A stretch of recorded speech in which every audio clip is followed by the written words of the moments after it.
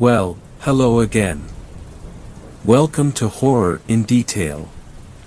Today we are going to share 10 creepy Reddit horror stories. First story. This story was shared by you/Deadenspread. The scariest haunted house in the world. First off, I'm going to say something that is likely sacrilege in a place that people gather for horror stories. Halloween. That's right, you heard me. I used to be like you, I used to like it just fine. Dress up, go to a party, get tossed and scare the shit out of your friends. It's all just a good time and a night to celebrate the dark and macabre. That is until one of those nights you realize that it's not just all in good fun and your brain ends up so from the experience that you scream at the aisle full of plastic skeletons at the drugstore. For me, that experience started with a flyer at my friend Jimmy found under the welcome mat of his family's house. I can still remember him running up to me with that shit-eating grin on his face like he'd just found the golden ticket. "Kev, check this shit out." He was waving the orange piece of paper as he ran up the steps of my porch. He slapped it into my hands before I could even ask what in the hell he was so excited about. "This looks like it's going to be awesome." I looked at the orange papered flyer and immediately I rolled. I was a cynical kid. I had lost my father to suicide at a young age and it left me bitter before my time. I scanned the words on the flyer already hoping I could convince Jimmy this was a stupid idea. I can still remember exactly what was written on it. "Come and see. The scariest haunted house in the world. Thrill, as your heart races. Chill, feel it straight down to your bones.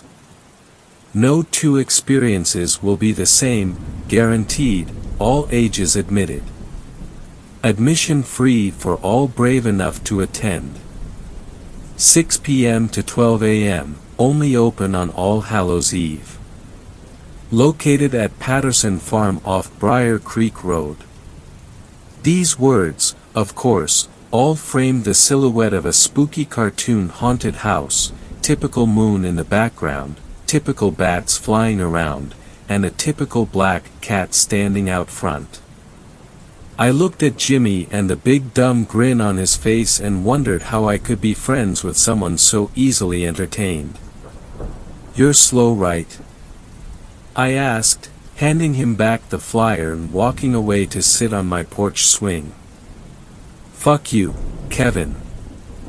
I think it sounds sweet." He turned the flyer over in his hands and studied it for likely the 100th time that day. "I mean, it says no two experiences will be the same and it calls itself the scariest haunted house in the world. Every haunted house calls itself the scariest haunted house in the world, now nuts." I put my feet up on the porch railing and leaned back, still surprised I could be friends with someone so dumb. It's a marketing thing, it's all bullshit. I mean, honestly, do you really think an all-ages admitted spook house in the middle of farm country is going to knock your socks off? You never know, it says no two experiences will be the same. Maybe they tailor it to who's walking through. The excitement in his voice was wavering as he attempted to battle against my cynicism. "Gimme a break." I scoffed. "It's free to boot, it's probably gonna be a bunch of cheap plastic props some farmer dug out of his garage and a Sounds of the Spooky mixtape. Alyssa already said she is down to go." Finally, Jimmy had said something that piqued my interest. He'd pulled the trump card of Alyssa. She'd started at our high school a few months earlier and was easily one of the best-looking girls I'd ever seen. Jimmy and she actually became somewhat friendly after he helped her get caught up in English/Lit. He never made any kind of move on her because he knew very well I was crushing hard for her. I sat up with a stone face and looked him dead in the eyes. Really? Her brother is having a party at 9, but she said we should head up super early, beat the crowd, then go to the party. Jimmy held the paper up next to his face and smiled. Let's have some fun, what'ya say you dick? Of course, my dumb ass said yes, or I wouldn't be here telling you this story now. Alyssa had borrowed her parents' car and we rode up to Briar Creek Road. We made the turn onto the property of Patterson Farm about 6:15. Jimmy and Alyssa were both excited as we drove up, and I was wondering exactly how they could be so naive. We were 16 at this point and they were both acting like they were 7. You can imagine my smug satisfaction as we pulled up to what was easily the most empty and pathetic-looking haunted house I'd ever seen in my life. It basically looked as if someone had strung together a bunch of ready-to-build kit sheds into a 5x5 square and painted the whole mess black. There were cheap cobwebs and plastic bats hanging from the outside and a homemade sign dangling from above the door that read, "Welcome to Patterson Farms. Scariest haunted house in the world." The most telling part was the lack of customers. There was no patrons lined up outside to take the trip through, and it being Halloween night and this being a town without a whole lot to do, it looked as if Jimmy and Alyssa were the only two to get suckered in. Alyssa had borrowed her parents' car and we rode up to Briar Creek Road. We made the turn onto the property of Patterson Farm about 6:15. Jimmy and Alyssa were both excited as we drove up, and I was wondering exactly how they could be so naive. We were 16 at this point and they were both acting like they were 7. You can imagine my smug satisfaction as we pulled up to what was easily the most empty and pathetic-looking haunted house I'd ever seen in my life. It basically looked as if someone had strung together a bunch of ready-to-build kit sheds into a 5x5 square and painted the whole mess black. There were cheap cobwebs and plastic bats hanging from the outside and a homemade sign dangling from above the door that read, "Welcome to Patterson Farms. Scariest haunted house in the world." The most telling part was the lack of customers. There was no patrons lined up outside to take the trip through, and it being Halloween night and this being a town without a whole lot to do, it looked as if Jimmy and Alyssa were the only two to get suckered in. "Are you serious with this?" I shouted out, laughing and pointing in the direction of the haunted house. "Look at this place." I clapped Jimmy on the shoulder. "I told you, dude, I told you. Maybe all the good stuff's inside," said Alyssa. "Some of the haunted houses back in Kentucky looked like shit till you got inside of them." Her voice was uncertain, but she smiled in Jimmy's direction. Could be, Jimmy was already trying to figure out a way to justify coming to that wreck. I had known him a long time and I could see him trying to excuse his dumbass choice. Alyssa parked in the dirt lot next to the house, and before I could make my case as to why we should just bail, the passenger's door was thrown open by an older man dressed in a black suit and top hat. The first brave souls of the evening. Welcome, one and all. He stuck his hand in the car looking for Jimmy to give it a shake, and he timidly obliged. The man grasped his hand and practically pulled him from the car, smiling and patting him on the back. Come, and let's get this show on the road. Someone is a bit excited to see actual humans," I said under my breath in Alyssa's direction. She turned to me with wide eyes and nodded.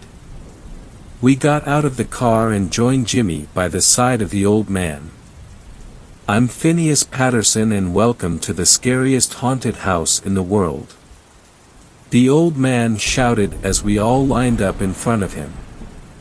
He gave off the vibe of a sad old grandpa that was doing his best to act excited for the kids. A carnival barker well past his prime.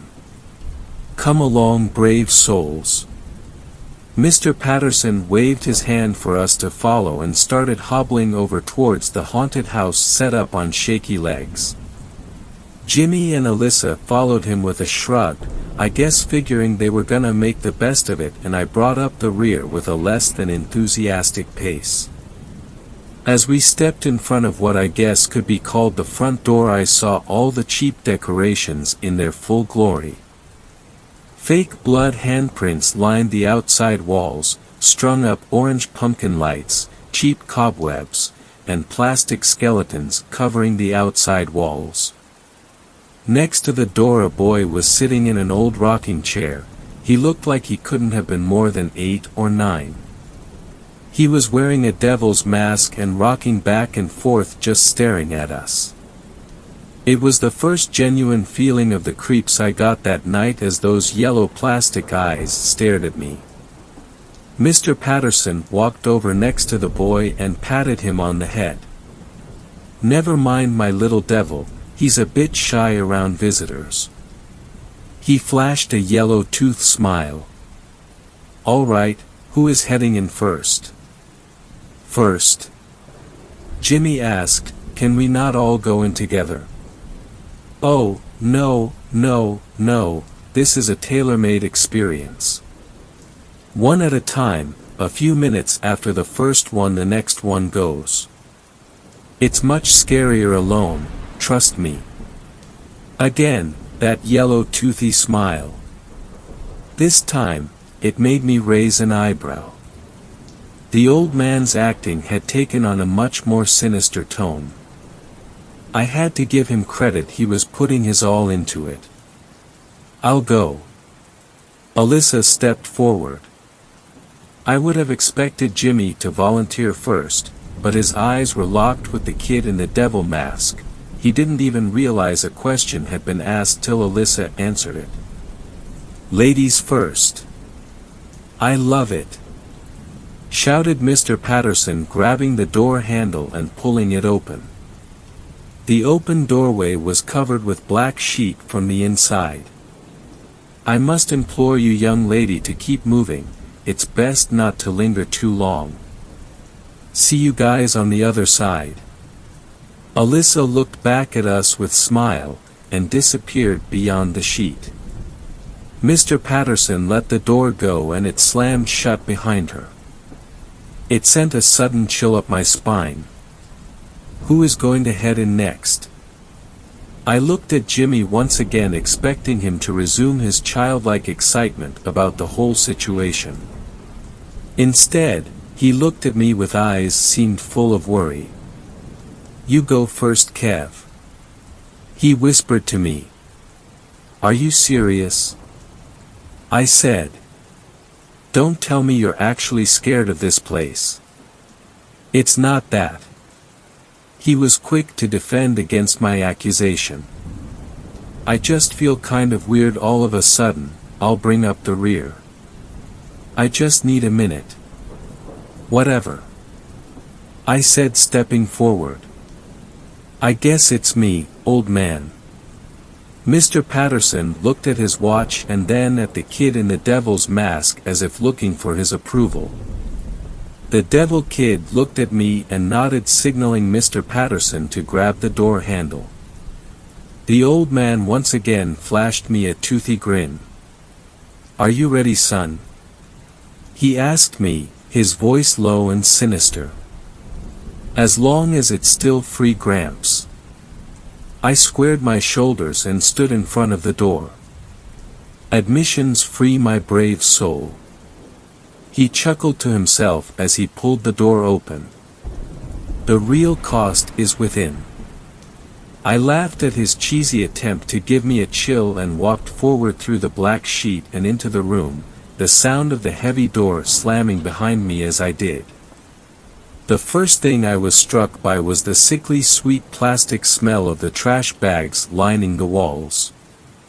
The only source of light were strings of dimly lit plastic pumpkin lights strung up just as they had been outside.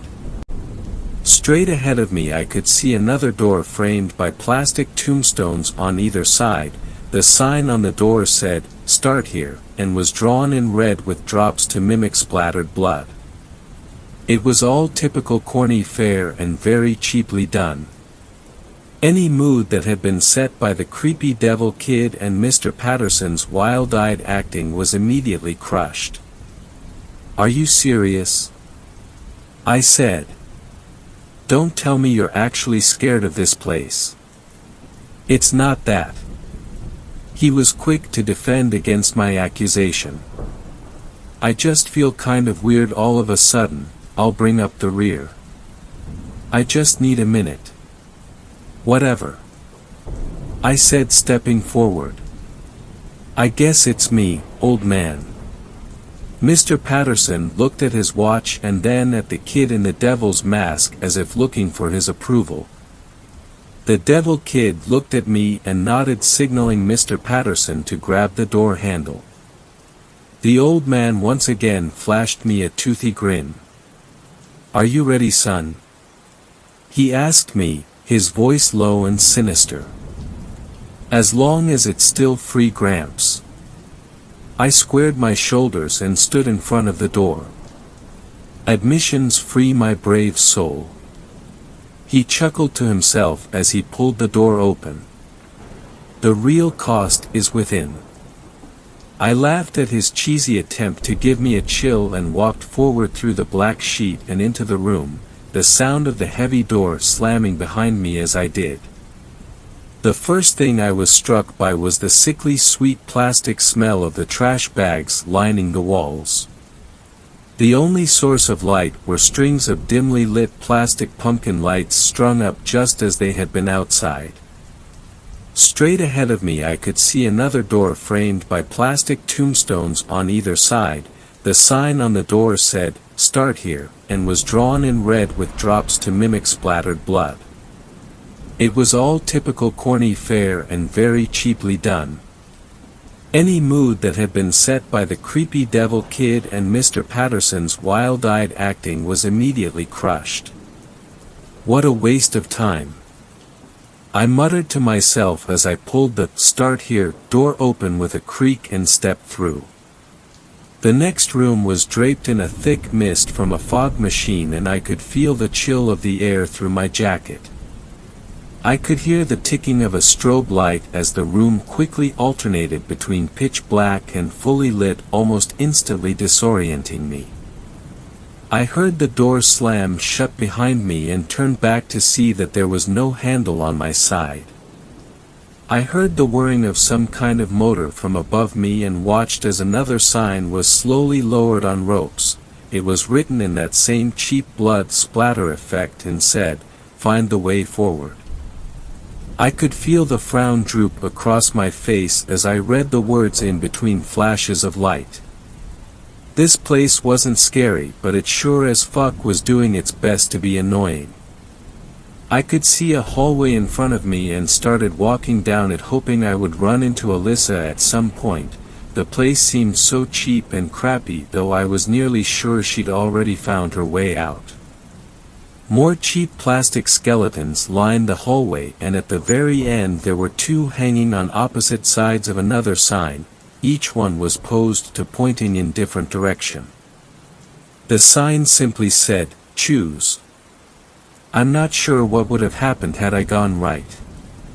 I like to think I would have walked out the door and into the low light of dusk, disappointment firm on my face and feeling righteous in my earlier annoyance with the evening's activity. I went left though, and what was waiting for me to the left I will never forget for as long as I live. I saw a wooden door that looked oddly familiar. I stood staring at it for a few seconds, trying to shake off the sense of déjà vu before reaching for the brass handle and giving it a twist. Beyond there was no plastic trash bags or skeletons, no strobe lights or rubber bats on strings. It was just a room, a little kid's room. Again, as I stepped through the door, it slammed hard behind me, and just as before, I turned to see there was no knob on the inside. There was another sign on the inside of the door, though this one that made me feel greatly more unsettled than I was expecting that night. This sign simply said, "Kevin's Room," and it was framed with rocket ships blasting off toward stars. I made that sign when I was 6. It was the sign that hung over my bedroom door in our old house, the house where my father had killed himself. I looked around the room and realized that it was exactly the room I had back then. Even the toys scattered across the floor were my toys. I swallowed hard, feeling the lump in my throat. I was overtaken by a feeling of both dread and utter confusion. "Kevin!" I heard a man yell from outside the door. "Kevin, you little snot nose. I told you to pick up your goddamn toys in the living room." It was my father's voice, and as the door swung open, there he was, larger than life and exactly as he was the last time I saw him. He swayed back and forth as he stepped forward into the room. The stink of booze wafted from him as he got closer and closer, continuing to grumble something about those damn toys. I backed up, just like I would have when I was little, and I was scared of what he might do. "Look at you!" He growled at me, already removing his belt. "You grew up exactly like I thought you would. A skinny, weak, pathetic, little shit." He folded the belt in his hands and cracked it hard against the bedpost. My back hit the wall and I felt completely lost. It was impossible. He was dead, and he'd been dead for almost 10 years. "This isn't fucking real," I shouted at him. "You're gone, and I haven't had to deal with your bullshit in forever. You were a drunk and coward, and I'm glad you're dead. Do you hear me, Dad? You fucking bastard, I'm glad you're dead." As the last words left my mouth, I watched his face fill with sorrow. He dropped the belt on the floor and looked me in the eyes as he reached behind his back. Slowly he pulled a chrome .38 pistol out from behind his back and put it to his temple. The frown on his face curled up into a smile, and suddenly he winked at me as if I was being let in on some kind of joke. The sound of the gunshot was deafening in the small room, and I watched the side of his head explode outward and splatter against the wall. His body crumpled down in front of me as I stood there screaming and crying. I dropped to my knees in front of him and stared down, smoke drifting out of the hole in his temple and blood pooling around his face. The door on the other side of the room creaked open, and I looked up to see Alyssa standing there, a look of terror and confusion on her face. I stood up and rushed towards her, not knowing what else to do and just wanting to leave that goddamned room as fast as possible. I could hear her asking questions, but my ears were still ringing from the gunshot, and I doubt I was in any state to answer even if they weren't. I was only a couple steps away from her when I felt something grip my ankle and send me sprawling to the floor.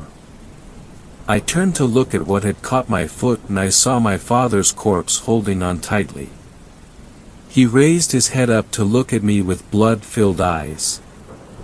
The flesh was starting to peel away off of his face, and he opened his mouth to expose a mass of maggots that had begun feeding on his tongue. I could hear Alyssa screaming and felt her hands grabbing for mine, trying to pull me away from the rotting yet now spastically lively corpse of my father. "Don't let the fucking door close," I screamed to her as I kicked at the rotting body that refused to let go of me. My heel caught his jaw and it came clean off of his face, the writhing mass of maggots landing on the powder blue carpet. "Jesus fuck. Please God, get me out of here," I shouted more as Alyssa pulled. "You're just like me," I heard my father somehow say in a gurgling, failing voice. You're just like me and you'll end up just like me. With my other foot, I kicked at the hand that was holding me and watched the fingers come apart like wet paper. I got free and Alyssa pulled me to my feet, nearly yanking my shoulder from the socket. I could hear my father's guttural drunken laughter echo in the room even as his body fell apart as it was devoured by the maggots it seemed to be hosting. Nothing but food for the flies. Ha ha ha ha ha ha. Alyssa led me out through the door as I continued screaming like a maniac. I could still hear the laughter behind me as doors slammed shut.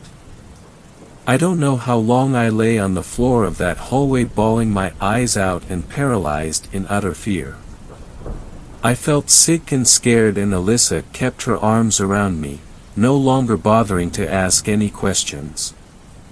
It felt like hours that we sat just below the fog line with that strobe light bouncing off the plastic-wrapped walls. When I finally got myself collected and on my feet, Alyssa stayed close, her arms still wrapped around me. "We need to get the fuck out of here," I said, wiping the tears from my face and trying to act tough once again. "There is something seriously wrong here." She shushed me and ran her fingers through my hair in a way that should have been relaxing but somehow made me feel unsettled. She was acting too calm for what we had just seen. "Why are you so goddamn chill?" I said, pushing her away from me and looking at her. She looked stoned, a relaxed and easy smile on her face. "I'm just happy I finally get to have some alone time with you." She moved closer again, her hand caressing my cheek. "I've always liked you so much, Kevin, but Jimmy is always hanging around. It's nice it just being us." "Alyssa, why are you telling me this now?" She was grinding her body up against me and I could smell her shampoo as she nuzzled her face into my neck. Her lips kissed softly as her hand suddenly slid down my body and over the crotch of my jeans. I let out a slight moan as she started to rub. "Don't you want me, Kevin?" "I know you do," she whispered in my ear, grazing her teeth over the lobe as she finished. I could hear something rapping against the wooden door that led back to place where we had left the body of whatever was pretending to be my father. Alyssa stepped back from me again and started to take off her shirt, but I reached a hand out to stop her. Despite whatever raging teenage hormones I may have had, even I knew something was completely off. "We have to get the fuck out of here." "What are you doing?" I said, sternly grabbing her by the wrist. She shook my hand away and backed off further down the hall. Tears suddenly started to fill her eyes. "Are you rejecting me?" she shouted. "How could you do this? Don't you like me? Don't you want me?" Her suddenly shrill scream filled the hallway as she began peeling off her clothes frantically. I watched as she stripped down to her underwear in stunned silence. The rapping on the door next to us became more and more intense with each layer she removed. "Alyssa, what the hell is wrong with you?" I was in a panic. I wanted to run but didn't want to just leave her there naked in that hallway. I tried to run over to her and she pushed me away screaming. She began to claw at her skin, leaving long bleeding scratch marks over her chest and stomach. "Don't you think I'm fucking beautiful, Kevin?" She was tearing chunks of her own flesh off now and discarding them on the ground with her clothes. "Isn't this what you want from me?"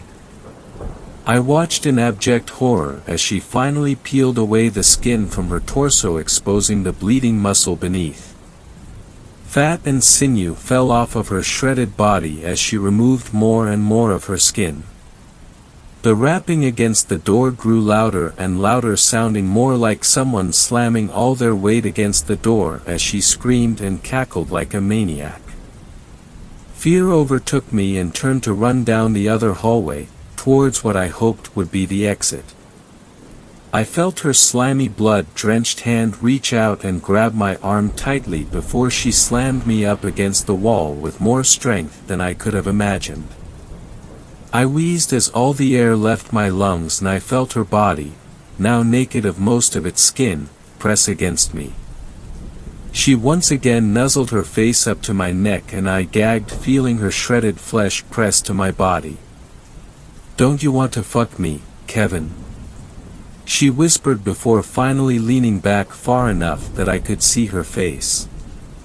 The skin began to slough off her face, leaving bulging eyeballs in an exposed blood-stained skull. Her lipless mouth opened and she leaned in to kiss me with a protruding tongue. I pooled all my strength and finally shoved her away from me, leaving her staggered enough that I could break into a sprint.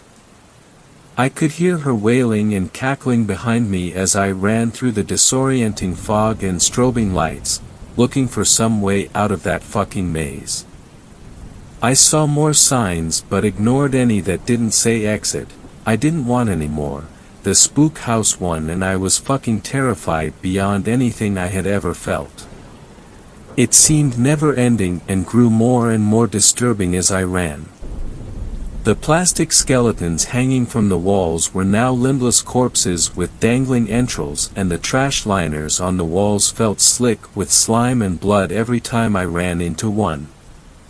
My heart was racing, and with each corner I turned only to find another hallway. I became convinced I was going to die in there. The voices of both Alyssa and my father followed me as I frantically searched for some way out. "Don't you want me? Just like me? Kevin, this is meant to be food for the flies." I clapped my hands over my ears, trying my best to block them out as I filled the air with the sound of my own screams. I thought I was going to lose my mind and nearly lost all hope when I came to a hallway that was a dead end. There was one last sign above the door. It was written in that same cheesy, spooky writing, blood drips and all, and appeared black in the strobing lights. I laughed manically and ran up to the door, pulling on it in the vain hopes that it would just fly open and I would be greeted by the chill air of the October evening. It didn't move though. No matter how much I wrenched on the door handle, it wouldn't budge, and I could hear the voices getting closer behind me. "You get under my skin, Kevin. You're going to rot with the maggots, son." They sounded like they were right behind me, but I couldn't bring myself to look. I just kept pulling on the door handle and screaming out for someone to save me. I could feel every nightmare I ever had breathing down my neck, laughing, screaming, and preparing itself to pull me apart body and soul. I heard one final voice, the voice of a young child. "Turn around," was all it said. Slowly I turned my head to look and saw the boy in the devil mask standing a few feet from me. Behind the rubber demon's face I knew he was smiling. "What the fuck do you want from me?" I shouted, my voice lacking any hope. The boy just stood staring with dead yellow eyes as the entire world fell silent. "Boo!" he suddenly shouted, lunging forward and startling me into the door. I felt the hinges swing open as my back hit the wood and I went tumbling out into the crisp autumn air. As I fell backward onto my ass into the dirt, I heard the door slam shut as the faint giggling of a child's laughter could be heard behind it. I sat there stunned, unable to process that I was free, even as I stared at the outside of the spook house. The fake plastic skeletons and pumpkin lights still strung up around the outside. "Kevin!" I heard Jimmy shout from what seemed like miles away. I only realized he was right next to me when he grabbed me under my shoulder to try and lift me to my feet. "Dude, are you okay?" I stared at him with a blank expression on my face, trying to find words to explain what had just happened to me. Behind him, I could see Alyssa, her head hanging down and her face solemn and broken, and I knew what I'd seen inside the haunted house hadn't been her at all. We need to go," I whispered. I could hear Mr. Patterson standing by the door laughing a sly little laugh. "We need to go now. Was it that bad? What happened in there?" I was feeling sick and I never actually went in. It couldn't be that bad. Jimmy's voice was making my head hurt and I wanted to leave. I just wanted to get as far away from that place as possible. It was bullshit, I heard Alyssa say, her eyes locking to mine as I looked up at her. It was just a bullshit haunted house that wasted all of our time. Kevin's right, we need to go now. She started walking towards the car and I followed, fine with not saying another thing about what I saw inside and having no desire to ask what she had seen either. Jimmy followed us. He kept asking questions, the confusion clear as day on his face, but I could do nothing but tune him out. As we got in the car and drove away, I saw Mr. Patterson standing by the door waving us goodbye, the little boy in the devil mask standing at his side. When we got back to school, Jimmy told people we had gone, but no one else had gotten a flyer and no one knew that there was ever a haunted house up at the Patterson farm. People asked Alyssa and I both what had happened, but we never said a word, and when people got bored of asking, I thanked God. One of the last times someone tried to ask me about it in class, I ended up shouting at them to stop asking me about Patterson Farm. A teacher overheard the exchange and asked what it was all about. I tried to tell her it was nothing, just something that happened up at a spook house at Patterson Farm on Halloween. I can still remember the confused look on her face as she told me that there was no haunted house at Patterson Farm. In fact, she said the place had been abandoned for over a year. Ever since Phineas Patterson had died. Second story. This story was shared by you/Rickendickendacken123. I'm an author and everything I write comes true. I've been writing for as long as I could remember. Ever since I was a kid, it was my way of escaping the boring reality and immersing myself in the fictional world, which I could create by putting words on paper. From such an early age, I knew that writing was exactly what I wanted to do in life, regardless of whether I'd be doing it for free or for money. Luckily though, through perseverance and hard work, I managed to make it a full-time job for myself and sold thousands of copies thus far. But self-promotion is not the reason why I'm here. I'm here to tell you about a series of events that happened to me lately, which I can't quite explain. Recently, strange occurrences have been happening in my life, and more I'm starting to get convinced that it is more than a coincidence or an unsavory prank. Let me take it from the top. A week ago, I returned home and found one of my books open on my kitchen table.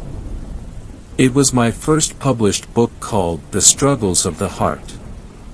The book was a fictional story, but utilized real characters, including myself as the protagonist and the people that I knew. When I glanced at the book, I realized it was open on page 124 and a certain paragraph was highlighted. The paragraph read as: He opened the envelope and his heart started racing. He reread the lines over and over, darting over them speedily, but no matter how many times he read them, the sentences remained the same. He dropped the envelope and rubbed his eyes, sighing in despair. Although he saw it coming miles away, he didn't know how he would pick himself up from getting evicted from his apartment. He figured he could stay with his sister for a while, despite their relationship not being so good over the last few years. The first thing that struck me as odd was the fact that I didn't remember leaving the book open on this particular page, or even taking it off the shelf, for that matter. I live alone, so no one else could have done it, but I figured that I must have done it unconsciously earlier when I was in a hurry to the dentist and couldn't find my keys. That still didn't explain why the paragraph was highlighted, but the book has been sitting here for years, so maybe my ex-wife fiddled with it while we still lived together. 2 days later, I received a letter in my mailbox. On top of the letter, with big, bold letters, I saw the title Eviction Notice. I rapidly skimmed through the letter and deduced that the reason for my eviction was not paying rent. This was a mistake though, because I always paid my rent on time, so I decided to go back to my apartment and make a call to fix this right away. The lady who answered the phone, although very polite and patient, was able to confirm to me that the rent had indeed not been paid, and not just that, but apparently, I was late with rent a few consecutive months prior to that, and the only reason why I was not evicted was the landlord's goodwill. I explained that this must have been some kind of mistake, but the lady confirmed once more that there's no mistake and that I have 3 days to move out. Communication with the landlord was impossible as well, since he hired an agency to do everything for him, as he lived outside the country. After hours of pursuing and trying to fix the problem, I realized that there was no point in fighting and that I would have to look for another apartment. It wasn't until I started packing and picked up the book again that I remembered seeing the highlighted paragraph from a few days ago. I started thinking that someone was setting me up, or trying to prank me, but I had no idea who would do it. None of my friends had such bad taste in jokes, and besides, it didn't explain how they would be able to get inside my apartment and do such an elaborate thing, all so they could get a kick out of my predicament. Nevertheless, I decided to continue packing and hope that someone would jump in front of me when I stepped out of the apartment and shout, "Got you." 2 days had gone by and I had already arranged to move in with my sister until I find a new apartment. She was completely okay with me being there as long as I needed, and I thanked her for that. I was about to get out of my apartment with my bags packed, when I saw a slip of paper under my door. I picked it up and realized that I was staring at a page from my book. It said, "The news devastated him. His older brother was also like a father to him throughout his entire life, and hearing about his car crash was like getting stabbed in the heart and the knife being twisted. The doctors said that he died instantly, crushed by the truck, so there was virtually no chance of resuscitating him. What would happen to his children now? Their mother left years ago when they were still young, and there was no trace of her anywhere. He'd gladly take the responsibility of raising them, since he saw them as his own children in many ways, but he was barely able to support himself financially, let alone 2 extra children." My phone started to ring. I answered it without even looking at the caller. "Hello?" I said. I heard my sister's voice on the other end. She was crying and gasping for air. "Kelly? Kelly, are you okay?" I asked. She whimpered for a moment, before saying, "It's Michael. She burst into tears again. I felt my stomach dropping to the floor and my heart beginning to race, already anticipating the worst news. "What about Michael?" "Kelly, what about him?" I pressed her, but it was no use, as she couldn't form words between her sobs. He had a car accident. He's gone." She burst into even more violent sobs, but before I could continue asking more questions, my phone slipped out of my hand and dropped on the floor. I felt as if I had been hit by a truck myself. I started hyperventilating and my vision got blurry from the tears forming in my eyes. I tried pushing the feeling away, but the harder I tried, the more it seemed to intensify. I dropped on the floor, crying for hours. My older brother was dead. Asterisk.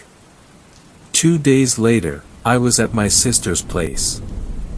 I had settled in already and we had started planning Michael's funeral.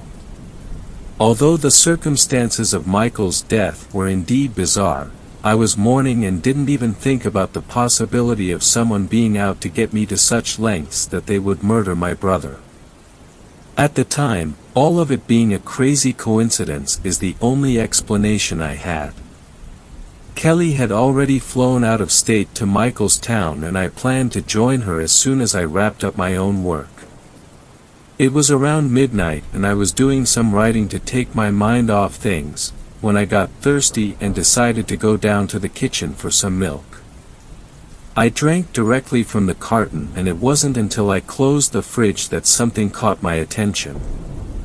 There, in the middle of the fridge, among Kelly's kids' drawings, stuck by a smiley face magnet was another page from my book. With trembling hands, I picked it up, dreading what I'd read next. I had to hold the paper with both hands to be able to read it properly, as my hands were trembling so badly. It said. There was a knock on the door. Peering through the peephole, he saw his ex-wife's angry face staring blankly at him.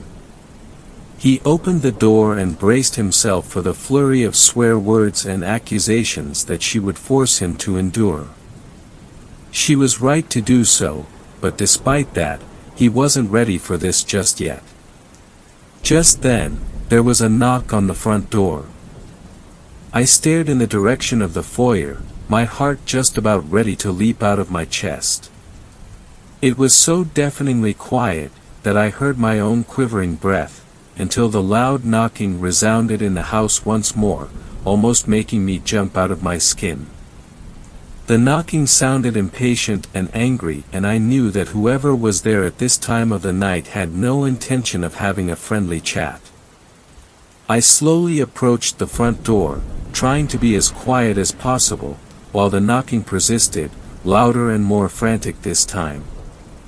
Carefully, I peered through the peephole and sure enough, my ex-wife's face stared back at me. If the events in reality followed the events in the book, then this encounter would be mostly innocuous, stressful at most, I thought. There is just one problem, though. My ex-wife died 3 years ago. Third story. This story was shared by you/1000 Endonanites. The ghosts that haunted my old building. I saw the ghosts haunting my new place the very first night.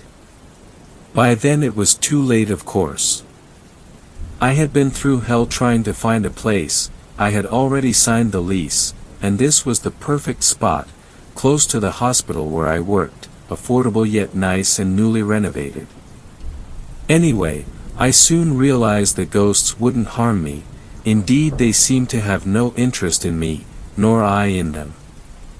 I worked hard, long shifts, and I was usually dead on my feet by the time I got home, barely staying awake long enough to shovel some food down my throat before falling asleep on the couch, dragging myself bleary-eyed to bed a couple of hours later. A few shadows flitting here and there, a few whispers and groans were hardly going to bother me. I saw much worse at work. I guess it was weird that they all had broken necks. Every single one of them. The young boy who couldn't have been more than 14. The pregnant girl. The good-looking tall man who looked like a young Paul Newman. Even with a broken neck, his head lying sideways on his shoulders, the charm of his bright blue eyes and his dashing smile shone.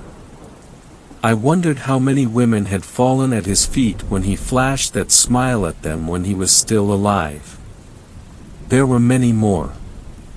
They flitted around the corners of my apartment. I caught sight of them hanging around the elevators and stairwells, muttering and sighing. They vanished behind the shower curtain just as I would enter the bathroom and disappeared into the closet as I fell into bed. My first day off since I moved there was a brilliant sunny day, one of those perfect early fall days that are so much more beautiful than anything spring or summer can ever offer. I felt the fatigue of the week seeping out of my bones as I lounged in the kitchen, holding my coffee. Even the sight of the boy scurrying out of the window, his head perched awkwardly on his shoulder, didn't dampen my spirits. It did, however, pique my curiosity. Seriously, what was with the broken necks? I moved to the window and looked out into the morning sun. In the sunlight, I could clearly see a cluster of them on the fire escape landing. The fire escape stairs weave its way down the back of the building, narrow black metal steps with a small landing on each floor. There must have been 4 of them huddled closely on the landing beneath mine. And then I noticed, they were not alone. My neighbor in the unit below me, a young woman with shining browny-yellow hair, was seated with them. The only one of the group who was alive, her neck straight and unbroken, wearing fresh modern clothes. I had already realized the ghosts were all mostly dressed in grimy tatters, except of course for Paul Newman, who was sharply dressed in black. I had seen her few times already, enough to say hi and do that half-hearted smile and nod thing. She seemed like a smart, well-put-together young woman, with a nice long career ahead of her. But I guess there was no reason for her not to see the ghosts, much like I did. And more than that, it was evident by the relaxed way she was sitting with me on the landing, her legs dangling off the side, that she had already developed a relationship with them. The sight of her chatting away with the ghosts made me uneasy, in a way that just sighting the ghosts, their whispers and their sighs around the building never did. What on earth were they talking about in such an animated fashion? Innocently, I opened my own kitchen door and stepped out onto my landing. I could hear their voices, though low, quite clearly, even through the shouts of the children playing on the grassy area outside. "We won Charlie's case," I heard my living neighbor say. "Honestly, it's a personal victory for me. I hope you appreciate that. His family are going to be comfortable now." That's nice, Katie," said the pregnant girl. "Good for you. I was wondering where he'd got to. I missed seeing him all mopey and mangled up on the grounds, with his bloody yellow vest. He found peace then. Good job, Katie." I saw Katie smiling. "Yup, it was hard, and the company put up a brutal fight. But I did it. Good for him then. And you. But what does that get us, eh? We're just still left here, aren't we, like always?" cried the young boy, his eyes staring upwards at Katie. I looked at Katie's earnest young face through the metal railings, full of pity and heartache for these wretched ghosts, and I knew she wanted to help them find peace, too. I kept listening, and learning. The building was on the site of the old courthouse, and the stairwell was exactly where the city gallows stood. It was Judge Wilson, Mary said. She was the pregnant girl. Mary had been hung for murdering her master who had slept with her. Her youthful beauty shone through despite her broken neck. They had said she had tricked the jail warden into impregnating her to escape hanging, even though she was already pregnant when arrested. They said her bastard should die with her. Her master and his wife had made sure of it, not wanting any rivals for their own children around. She told the story as she must have done so many times before, the pain, anger, and bewilderment in her voice still fresh, untarnished by the passage of time. "I know the Wilson family," said Katie, her voice clear through the shuffling mumbling ghost voices. "They own the development company which built this place, the company we sued for Charlie. Still city bigwigs. E was a cruel wicked man. It's not right, is family prancin' a boot town while we're all stuck air, can't move on because of his wickedness." This was Johnny, who would have turned 14 the day after he was hung for being part of a notorious crime gang. The leader of the gang had struck a deal with the court and given up Johnny as part of the deal. The gang leader's descendants today were partners in the Wilson Development Company. Katie sighed. It wasn't just Judge Wilson, it was all corrupt. They clustered around her, their sideways faces pleading. "Please, Katie. Free us too." The Paul Newman smile flashed crookedly. "You'll do it for me, Katie, right?" My blood ran cold. "Others might die. There are children here," Katie protested. Mary cradled her belly. "And my child isn't dead. There has to be blood." I knew Katie would do what it was they were asking her to do. Even though I don't remember making any movement or noise, I must have done, because suddenly all of them, Katie included, turned up, looking straight at me. Those terrible sideways faces and eyes the wrong way around, staring at me through the railing, still haunt my nightmares. "E's been listening to us," cried out Mary. "Maybe E's with the Wilsons." "A spy," said Johnny. I turned and without saying a word, I went inside. But I couldn't stay. The walls of the apartment were bearing down on me, the whispers and sighs, so harmless before, were piercing my brain. I threw on a jacket and went outside to clear my head.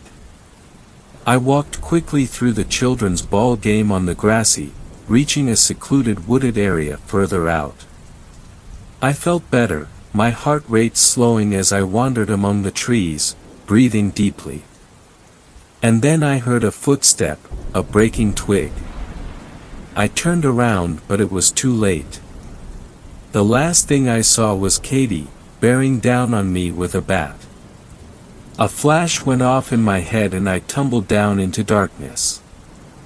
I swam back to consciousness.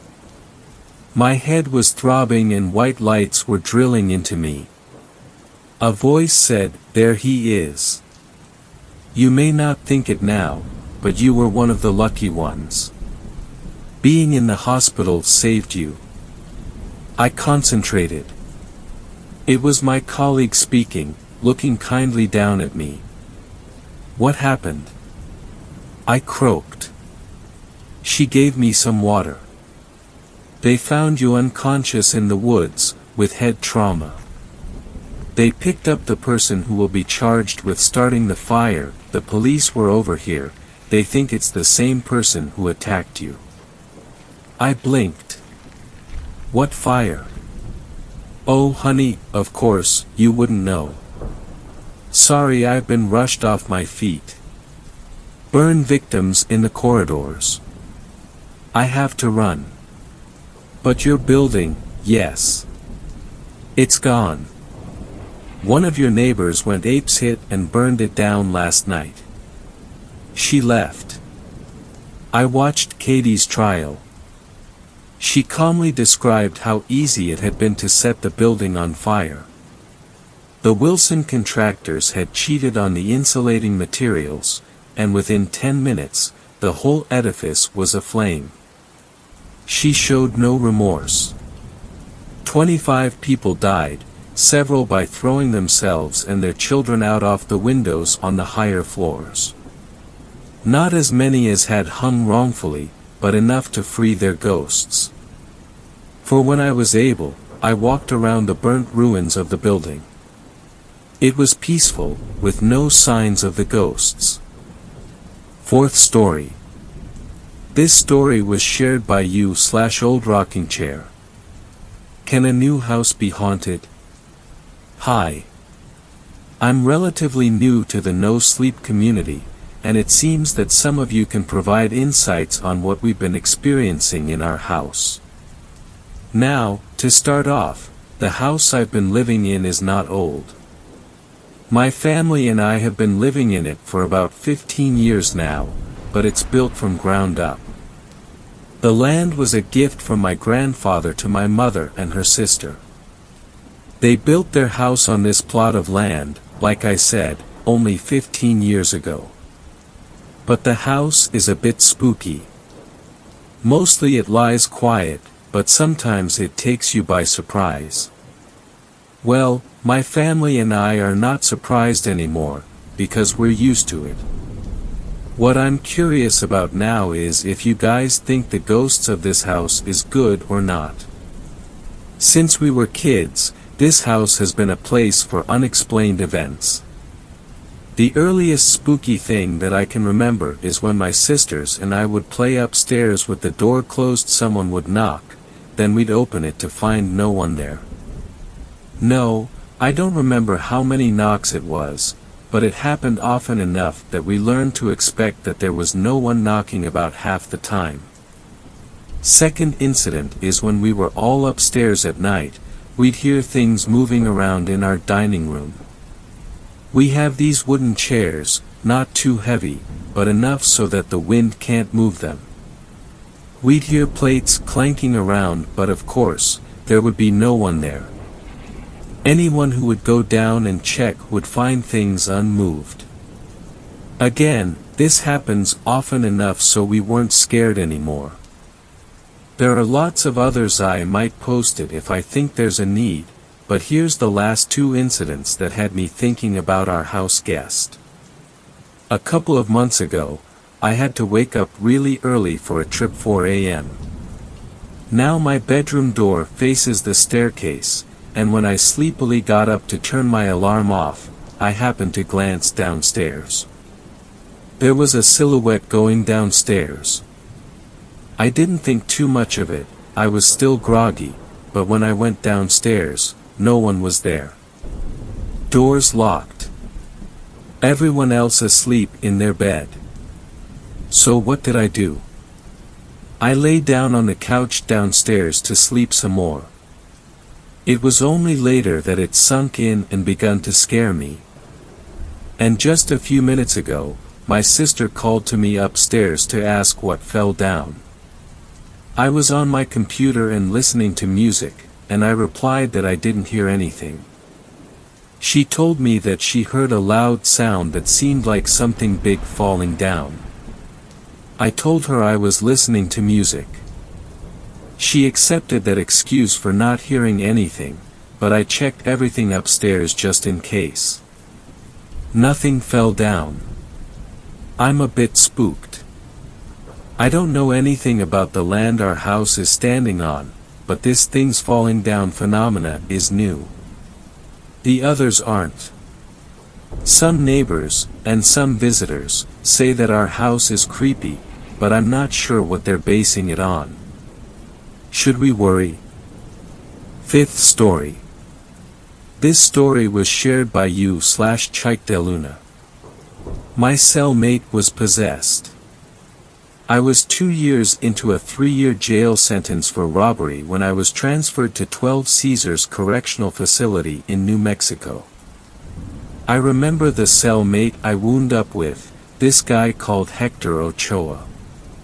He was an average-looking Joe, part Mexican, part I don't know what, very low-key, used to spend most of his time reading his Bible, or writing in this alligator hide notebook he kept tucked into his waistband.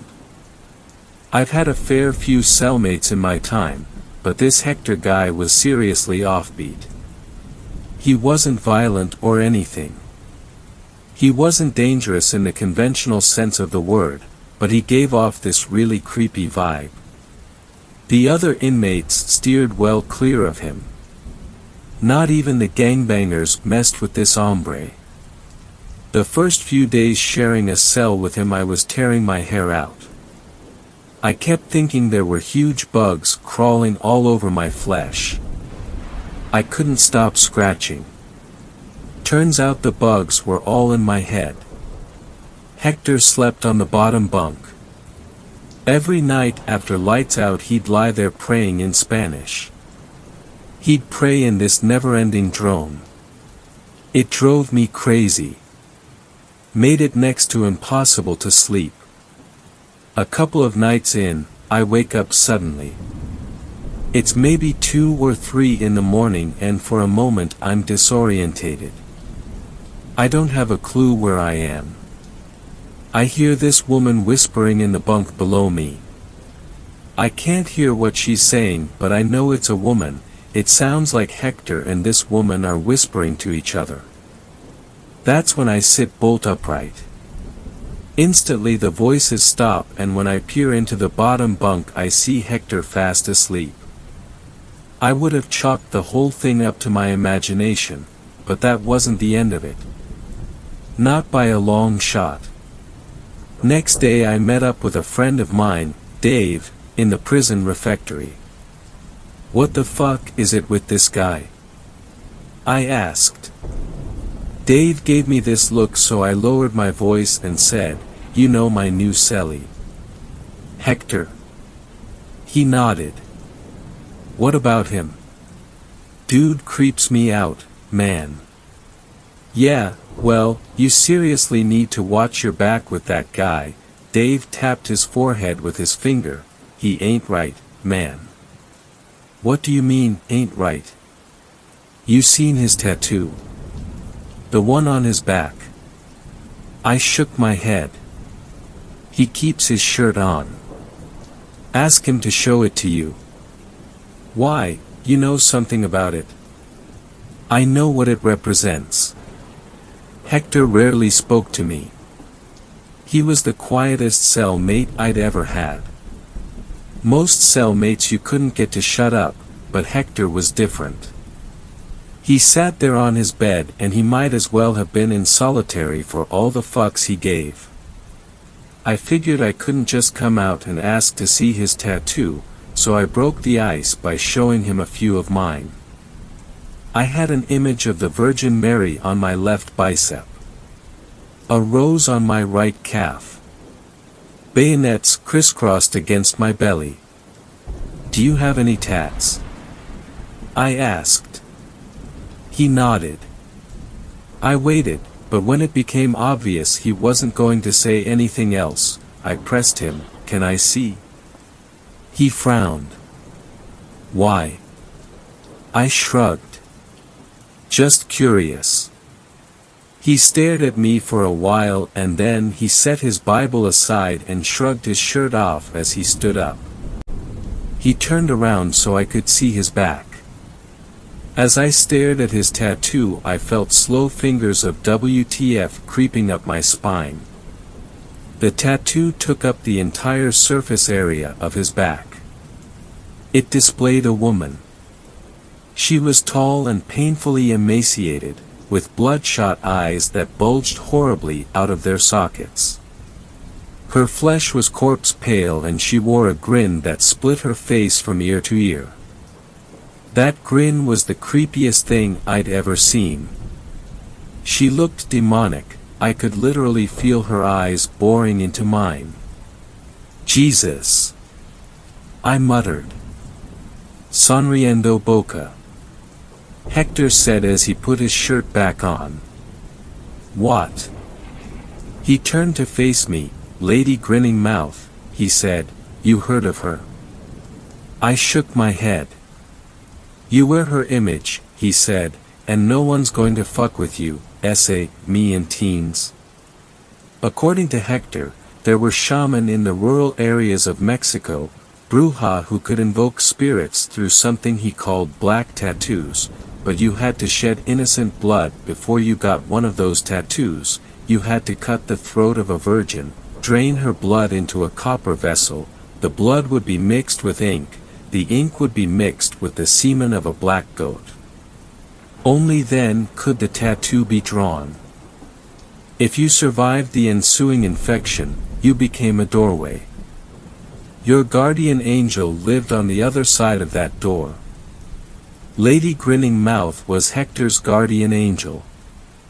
Now, there were a lot of dangerous men in our jail, but one of them in particular, Diego Gomez aka the Machine, now he was the guy that bothered me the most, because no one else would fuck with me on account of Hector being my celly, but Diego, he wasn't afraid of Hector, in fact quite the opposite, he made it pretty clear that he wanted Hector's hide hanging on his cell wall.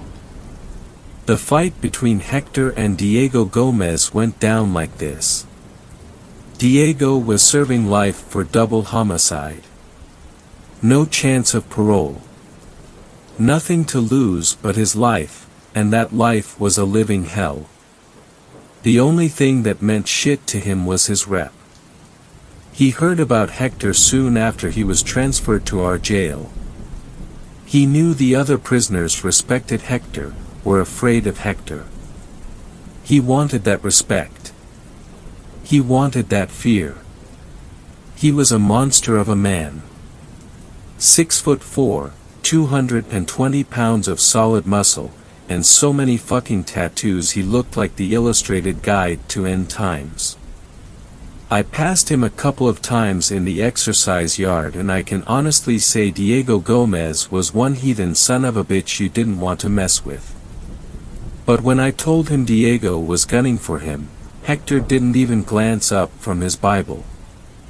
"He don't have no guardian angel," he said contemptuously. A couple of days later Diego launched an unprovoked attack on Hector in the prison gym, almost cracked his skull clean open with a dumbbell, but the guards broke it up in time and Hector spent the next 2 days in the infirmary, high on morphine whilst they put 21 stitches in his head. They would have stuck Diego in solitary but Hector wouldn't snitch on him and the guards weren't too clear on who started the fight, so in the end Diego got off scot-free.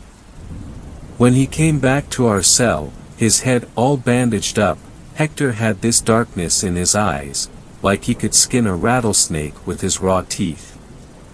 I didn't say anything to him. In jail you quickly learn when a man wants to be left alone. But that look in his eyes. Right at that moment I wouldn't have traded places with Diego Gomez for all the whores in Detroit. That night Hector is lying on his bunk, chanting all this weird shit in this language I'd never heard before.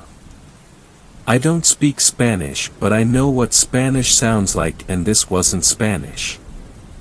This was some tribal sounding shit. It creeped me out. The cell was cold. Things didn't feel right.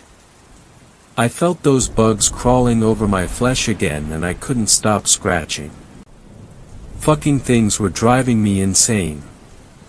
After a long while that sensation of insects started to fade until it got to a point it wasn't a bother no more. I was drifting in and out of sleep after that, and it was about an hour later when all of a sudden Hector stops praying. After the continuous murmur of his voice, the silence pressing down on my ears was almost ominous. I lay there on the top bunk, staring at a spot on the ceiling, and slowly the ambient sounds of the prison began to reinsert themselves, the coughing, the snoring, the distant clangs, the echo of faraway voices, and then suddenly I felt the bunk shift slightly and I sensed someone standing up from the bottom bunk. I figured Hector was getting up to use the toilet so I kept on lying there, eyes half closed, and I could just make out Hector's shadow to the left of me. He was just standing there. Not moving. That seemed a bit strange so I opened my eyes and turned my head to ask him what was wrong. I swear to Christ I still have nightmares about what I saw standing there. It wasn't Hector. It was the woman from Hector's fucking tattoo. Only she wasn't a tattoo no more. She was standing about a foot from me and she was staring down at me with those bulging bloodshot eyes, and she had this grin that split her face in half. Oh, Christ, that fucking grin. I can't wipe the memory of it. Doesn't matter how many bottles of wild Irish rose I drink, doesn't matter how many shots of tequila I knock back, I can't stop seeing that grin. It was the most horrific thing you could imagine. She had black lips and long yellow teeth, and her mouth was stretched so wide apart there was no way her jaw hadn't dislocated. I couldn't move. I just wanted to leap up off that bunk, I just wanted to scream in fucking horror, but I couldn't move. It was a wide-awake nightmare, and that demon's face no more than a foot from mine. Pale corpse skin and long black hair plastered to her skull, and that grin, neon bright and 5 miles wide, and my mind was caving in on itself. I was going insane staring at that thing. And then, to my enormous relief, she turned away from me and slipped out through the bars of our cell. A moment later I sat bolt upright on my bunk and dragged in a wheezing breath. Jesus, what the hell? I jumped out of bed and instantly I saw Hector lying on his belly on his bunk. His eyes were rolled all the way up in his skull so I could only see the whites. His prison shirt had been dragged all the way up, exposing his bare back. I crouched down beside him. The tattoo on his back was missing. The breath left me a low involuntary whistle. His back was bare. It was like that thing had climbed right up out of his skin. I kept telling myself that was knee-deep crazy, but in my gut, in my balls, I knew that's exactly what had happened. I crouched, quivering, in a corner of the cell and waited until that monster came back. I knew sooner or later she would return. And I was petrified. I hadn't felt this scared since I was a little boy. That grin. Those eyes. Jesus Christ, I was literally pissing myself in terror. I kept whispering to myself, please don't notice me, don't notice me, don't notice me, please, Jesus please, don't look in my direction. All that while Hector lay on his belly, his eyes rolled up to whites, and every now and then he'd undergo this violent series of convulsions, or else he'd start whispering in Spanish, but for the most part he'd lie there, still as a corpse. I kept my attention fixed on the bars of the cell, the small square of passage visible beyond. My heart was pounding against the walls of my chest. My lips were moving silently and I realized I was praying. I hadn't prayed in 15 years. After about 10 minutes or so I felt the air grow chill and tense and the hairs started crawling on my scalp. She was coming back. I knew she was coming back. I made this involuntary mewling sound and tried to push myself further back into the shadows, but the wall of the cell was pressed right up against my back. I'd reached my limit. I was trapped in my own nightmare. The lights in the passage started flickering violently, like Morse code, and then suddenly, without warning, she was there, peering at me through the bars of the cell. I could see that grin like a ghastly wound splitting her face. Eyes burning into my soul. Voice whispering in my brain, telling me, it's a joke, it's all a joke, everything's a joke, over and over, and after a while I realize I'm grinning, wide as a lunatic, and weeping blood. I can't stop the tears from flowing, because everything's a joke. God help me, my whole life has been a joke. The monster slips back through the bars of the cell and glides across to the bunk. She pauses for a second, staring down at Hector. I'm slamming the heel of my hands against my head, trying to get rid of the voices. I'm hooking my fingers into my mouth, digging into my jaw bones, trying to erase that grin, can't stop fucking grinning, can't stop weeping.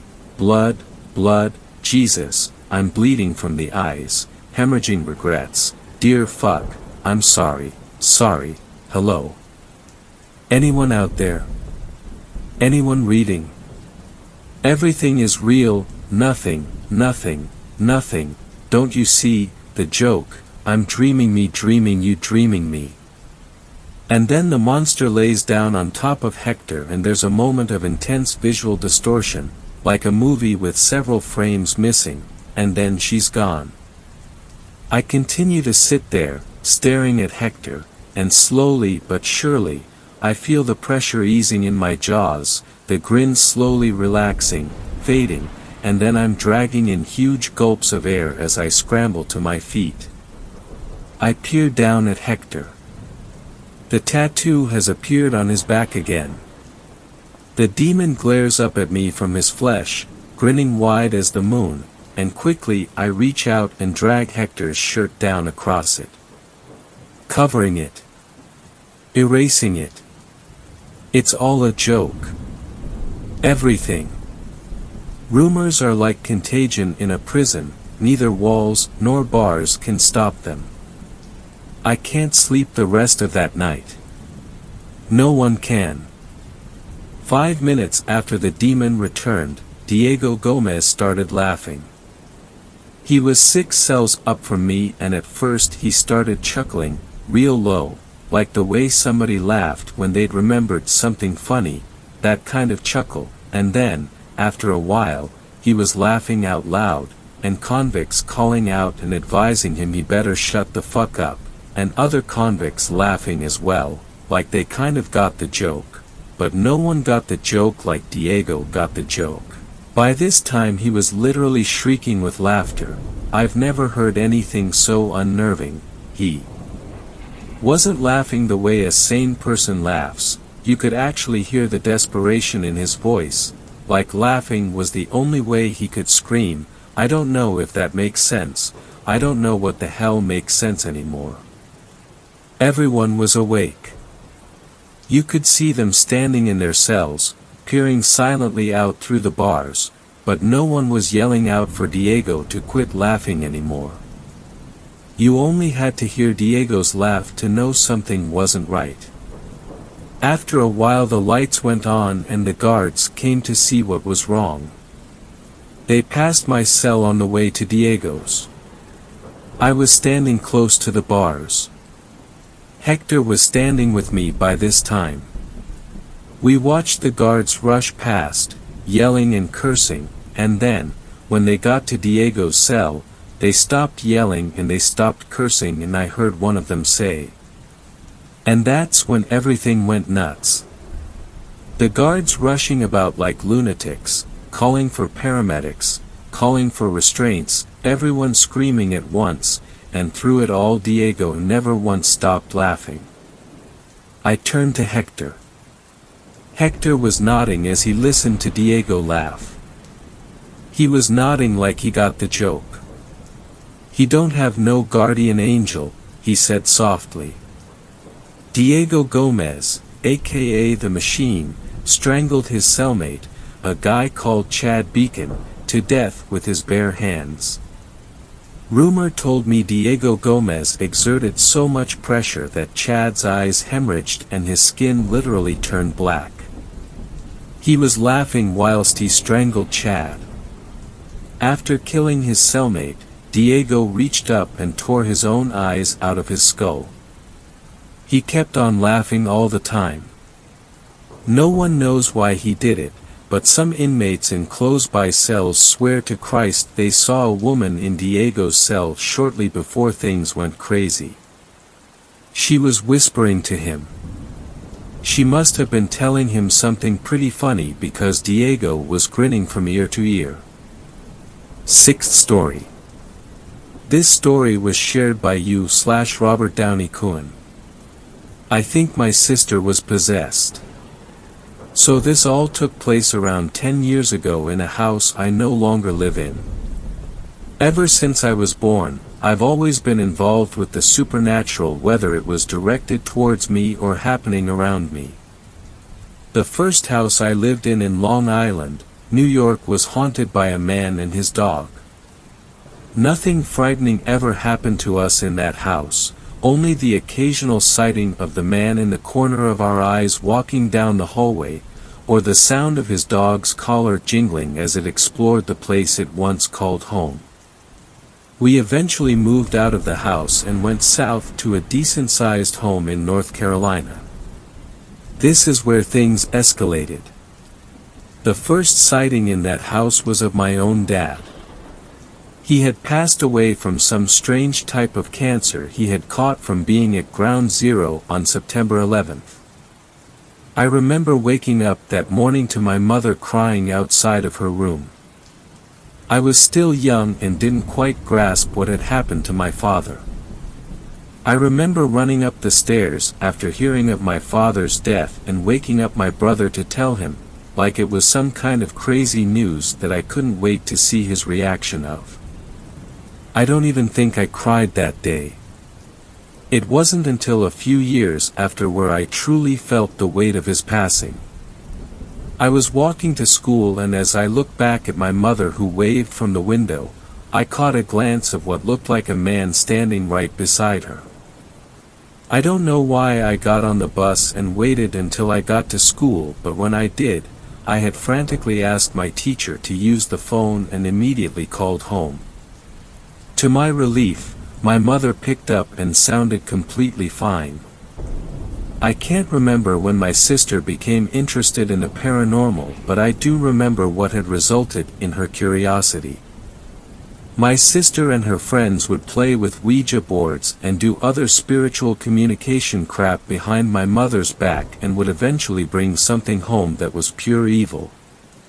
She was the one who had mostly experienced the brunt of it, though I had my fair share of moments with her new friends.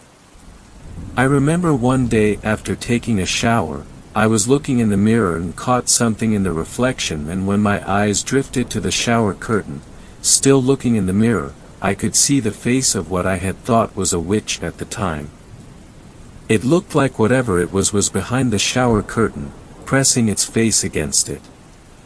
It seemed perfectly molded into the curtain, and I'll never forget the look on its face. It had a grin stretched across its face like it had been laughing at me. My sister, of course, had it worse. She would tell me of the shadow people who would walk back and forth between our rooms, peeking their heads in but never able to enter. I think it was partly because of the crosses we had mounted near our doors, but who knows. The shadow people would eventually stop, but other things pursued my sister. One day I had been downstairs doing God knows, and suddenly I hear my sister scream. I ran up the stairs to find my sister shaking on the floor in her room, looking at a calendar laying across the floor far from the wall it had previously been hanging from. She told me that a voice announced itself to her as the devil before launching her calendar off of the wall. Now, this is where I was led to believe something had taken over my sister. I was laying in my bed one night and my door was slowly pushed open, and in came my sister holding a lit candle. There was a blank expression on her face, and when I asked her what she was doing, she only stared at me in silence for a moment longer before she closed my door and switched off my lights. She then proceeded towards my bed and climbed up, laying beside me. She still had an emotionless expression on her face. She then spoke, telling me to close my eyes and not open them no matter what I hear. I'll be honest, I don't remember much of what happened after that, and it could be that nothing happened at all, but I can't shake a strange feeling from deep inside whenever I think of that night. All I know is that my sister left a strange impression on me that I'll never let go of. Now I know that most of this stuff is coming from my sister, and she could very well be lying about it, though what makes me believe her is how skeptical of a person she has grown into. She's not one to believe in a higher power and still quotes science for most explanations, though, to this day, she can't explain the sequence of events that happened to her all those years ago. I believe that she has resentment towards God for taking our father away. I completely understand how she feels. I wouldn't call myself a religious person, but I often try talking to God for answers. My father was a good man and an even better father. Why was a man like him taken away so soon? I often look at others who had so-called miracles, where a loved one is miraculously cured of their disease, and I can't help but ask why our family couldn't experience the same. What makes them so special to where they get another chance at life? Maybe one day I'll get an answer. We now live in a new house, and for the 2 years we've lived here, nothing strange or supernatural has ever happened, and I truly hope it stays that way. 7th story. This story was shared by you/suitable ground. The Tall Hat Man. I remembered something that happened to me when I was very young. And I will tell it to you. My family owns an old house at the old barrios downtown. Not only that, some of the family from my mother's side is said to have been witches, read the tarot, playing the board, among other things. The house was left to us as most of the people either was dead or didn't want it. Me and my dad went to check it out, and after some weeks of it coming into our possession, we decided to start preparing it to be inhabited. The house was big, but the terrain on the back was even bigger. It was full of leaves and old trees. To each side buildings that looked like rooms but were either unfinished or in decay. High ceilings. Long corridors. Rooms with 2 or even 3 doors that connected them between each other.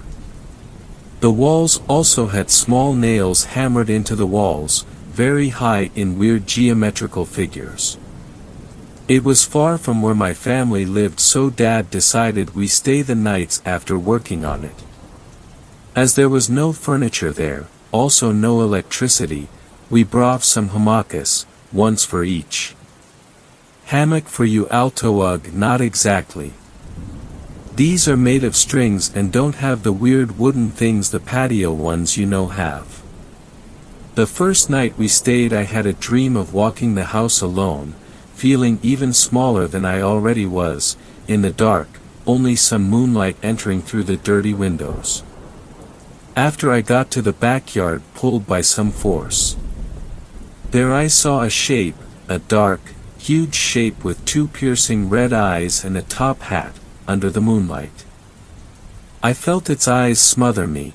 I felt desperation that I could not describe for what seemed like hours, and I woke up sweaty at that unfamiliar house of my ancestors.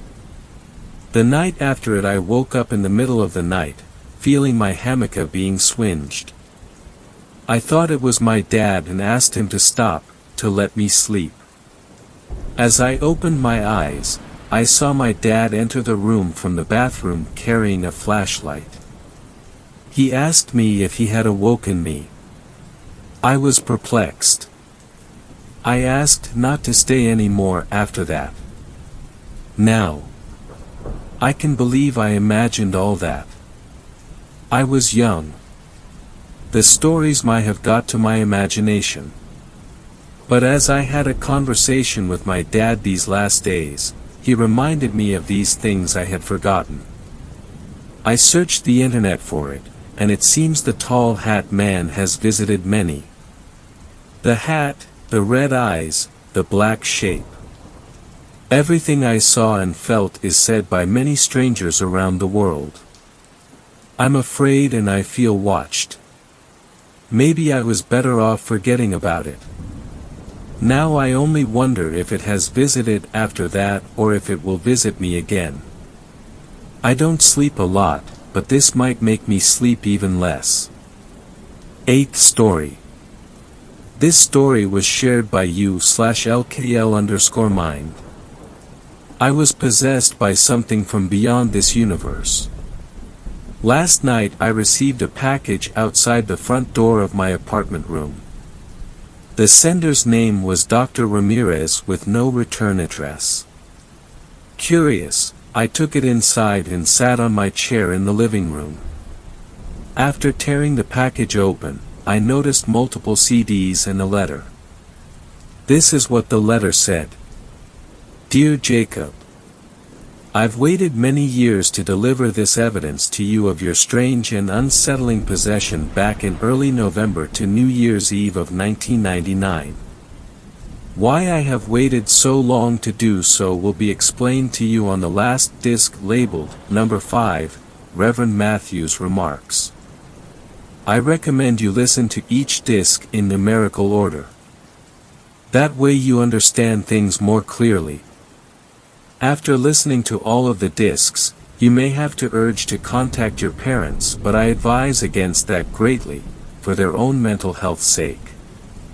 They need to continue to recover from what happened. I'm afraid that it will bring back terrible memories of what transpired and will open doors to some things that should never be seen again. As for Reverend Matthew, the same thing will happen. Take care. And for what has happened and might happen, I'm so sorry. Dr. Ramirez. Clearly I became confused yet a bit unsettled as well. I can barely remember what happened in the winter of 1999. No matter how hard I tried, it seemed like I kept hitting a wall. I don't even remember my family or even Dr. Ramirez mentioning anything of what happened that winter. Now I wanted to know what happened, curious to see if the CDs sitting on the coffee table could help me remember. So I got up, got my old as hell Walkman with some new earbuds, sat back on the couch and put in the first CD labeled, Number 1, First Interview with the Possessing Spirit. These are my transcriptions of the CDs. Here is the transcription of CD number 1. Shuffling of what I assume is people getting seated. Sound of a middle-aged man clearing his throat. The man speaks. This is the first interview with the entity possessing Jacob Malcon. He is an 14-year-old boy, Caucasian, lives with his mother Marissa Malcon, his mother Henry Malcon and Jacob's sister Cassie Malcon in the city of Loud. Static blocks out the name in Washington State. Now, we can begin. Jacob, I am Dr. Ramirez. I'm here because your parents weren't sure what to do after they noticed you were acting strange for the past 3 weeks. They told me you seemed possessed and believe it to be true. I want to talk to whatever is possessing you, if that's alright with you. My 11-year-old self, it's alright. My voice sounds calm but I can sense some fear in it. Dr. Ramirez, can you bring that entity out for me? Me, yes. Dr. Ramirez, well I'm ready when you are. Asterisk sounds of me breathing deeply for 4 minutes. After 4 minutes pass there is a minute of silence followed by the quiet droning of a low-pitched and distorted ringing asterisk. Dr. Ramirez, Jacob. It speaks with my voice, but it's echoed, monotone and it sounds like it's underwater. And it sounds wrong. The entity, he is not here now. Dr. Ramirez, am I speaking to the entity possessing Jacob's body? The entity, yes. Dr. Ramirez, you said he is not here. Where is Jacob then? The entity, his spirit is where I am from. While I take control of his body, his soul is sent to my dimension. Dr. Ramirez, your dimension. Where is that? The entity, there are infinite dimensions. Yours is the 3rd, mine is the 8th. Dr. Ramirez, Jacob's parents believe that you are demonic. Are you a demon? The entity, what I am is not a demon, not in your species' religions or spiritual perceptions. Dr. Ramirez, if you aren't a demon, then what are you then? The entity, an explorer. Dr. Ramirez, please be more specific. There is silence for a minute, then the entity responds. The entity, there is no need to specify to you, for now. My time speaking with you is done for now. Dr. Ramirez, why? Why must you finish talking to us? The droning ringing suddenly ceases and I am heard breathing deeply and heavily. Dr. Ramirez, hello. Me, am I back? Is it done? I sound like I just woke up from a nightmare. Dr. Ramirez, Jacob. Me, Dr. Ramirez, what did it say? Dr. Ramirez, well, it didn't tell us much except for it being an explorer from another dimension. According to what it told us, it's not demonic. My mother, I don't believe that for 1 second. The things it's made him do are just, they're not good. They give me the chills. Whatever it is, it's evil. It needs to leave him now. Dr. Ramirez, I need to conduct more interviews with it. Besides, Reverend Matthew said it doesn't match with any demonic behavior ever recorded. My father, that doesn't eliminate the possibility though.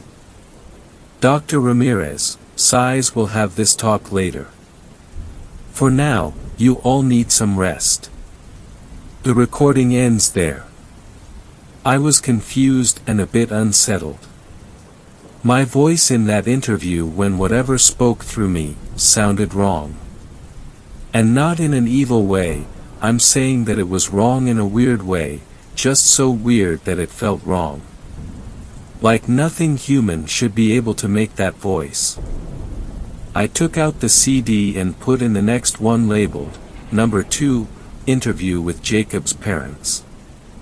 The recording began immediately with Dr. Ramirez talking to my parents.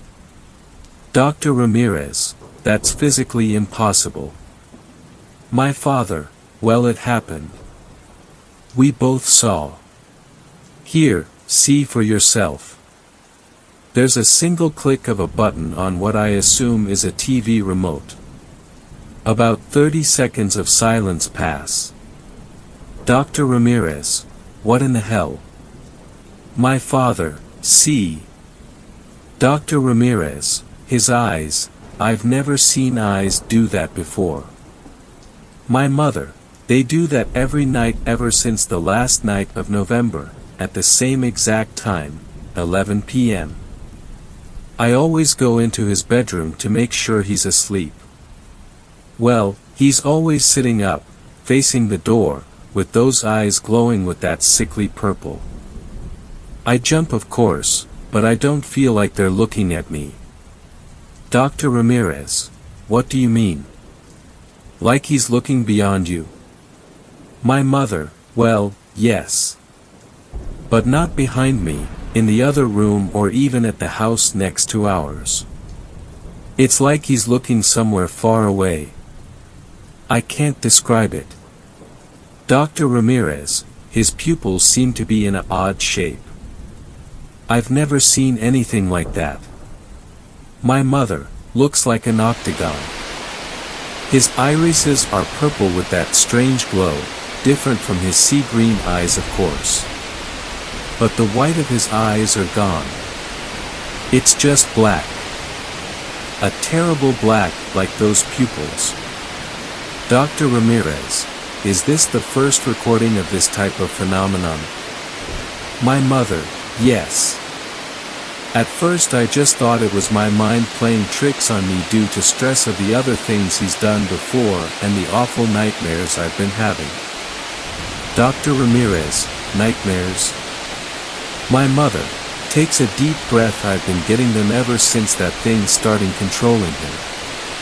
They're like your usual odd dream, but there's this constant feeling of being watched by something so vast, so big, bigger than the sun, like it was the sun itself, like an eye in space. But I couldn't see it.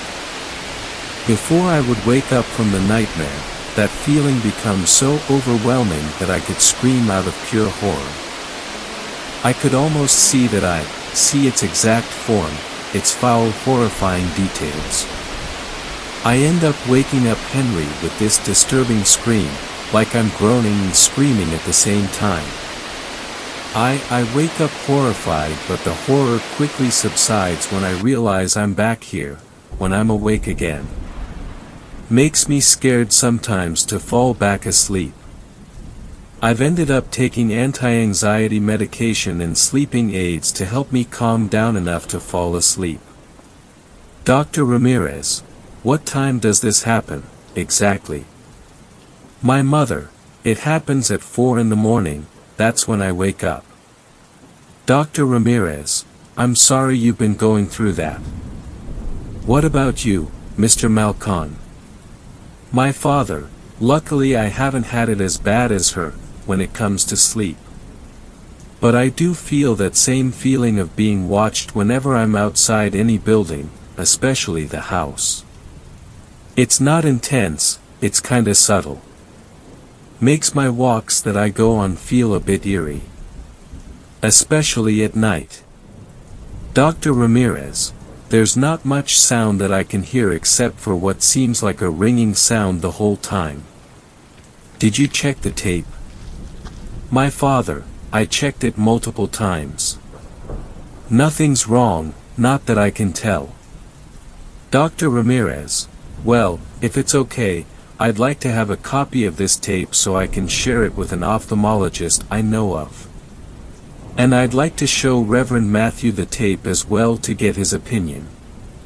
My father, all right. As long it helps.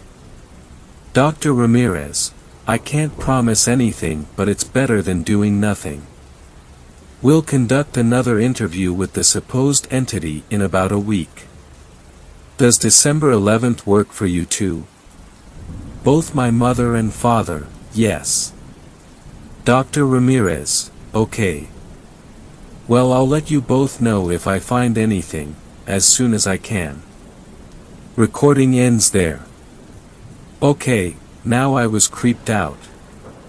Why were my eyes the way my mother described? How could they be like that? What made me feel quite uneasy as well was that my mother had nightmares of being watched by some type of freaky eye, and my father felt like he was being watched too, but in the real world, watched by something he couldn't see. I wasn't planning on sleeping that night anyways, so I decided to put the next CD in. It was labeled, Number 3, Second Interview with the Possessing Entity. The recording begins. Dr. Ramirez, this is the second interview with the entity possessing Jacob. His mother and father are joining us tonight at 8 p.m. on December 11th. Now we can. The entity already cuts Dr. Ramirez off. Begin. Dr. Ramirez, I see you came earlier than expected. I thought Jacob needed to do his usual little ritual to have you come through. The entity, I can take over whenever I need to. That ritual, form of meditation, is only needed when it is needed. Dr. Ramirez, but usually when a spirit comes through, it takes time, it takes a process. The entity, that process is limited only to the spirits you know of. It is not limited to entities such as myself. Dr. Ramirez, are you saying there are others like you? The entity, there are many others. There are many without number. Dr. Ramirez, are they explorers like you? The entity, some are. Others are not. We have different yet similar purposes. Dr. Ramirez, how? The entity, say one's purpose is a creator. Its ultimate purpose is similar to one that's purpose is a destroyer. Dr. Ramirez, do you have genders? The entity, we are not bound by such a thing. Dr. Ramirez, do you procreate? The entity, there is no need of reproducing. Dr. Ramirez, when did your species come to existence? The entity, we know not and we care not to know when. What we know of our existence is that we simply came into existence where time is non-existent. Dr. Ramirez, but every species, even demons and angels us humans believe and know of, have a beginning. Created by God. The entity, we have no beginning. We have no end. The spirits you label as demons and angels have a beginning and can have an end. We are eternal. Dr. Ramirez, you're telling me demons and angels can die. But they're immortal. The entity, immortal in a sense to you. Mortal in the infinite scope of everything. They are the peak of fourth-dimensional entities and lower fifth entities. We are eight-dimensional beings. Bound not by time and space.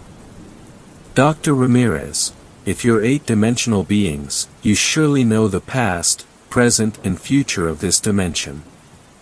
The entity, that is correct.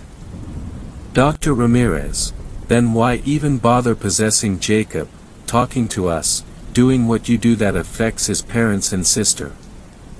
The entity, my purpose is unimaginable to you.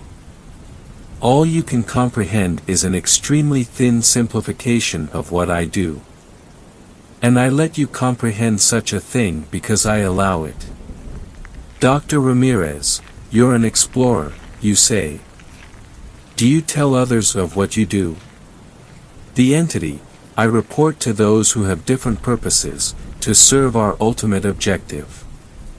Dr. Ramirez, can you describe at all to us what those others' purposes are? What is the ultimate objective your species has?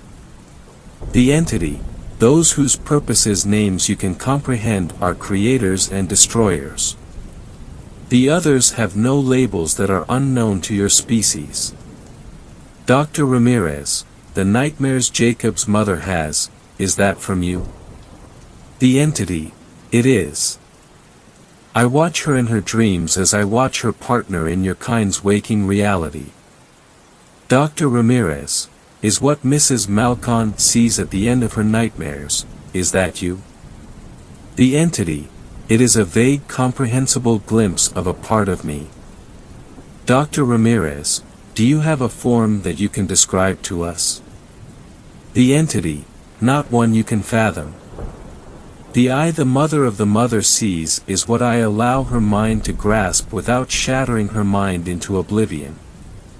Dr. Ramirez, but why? Why do you watch her?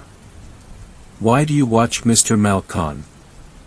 The entity, it is part of what you'd call predetermined exploration. It is because I need to do so. Dr. Ramirez, what do you explore? The entity, memories, emotions, aspirations and destinations. Dr. Ramirez, you're telling me you know what will happen to them. The entity, every detail. This conversation is done. We will speak again. My 11-year-old self suddenly gasps as if waking from a nightmare, just like before.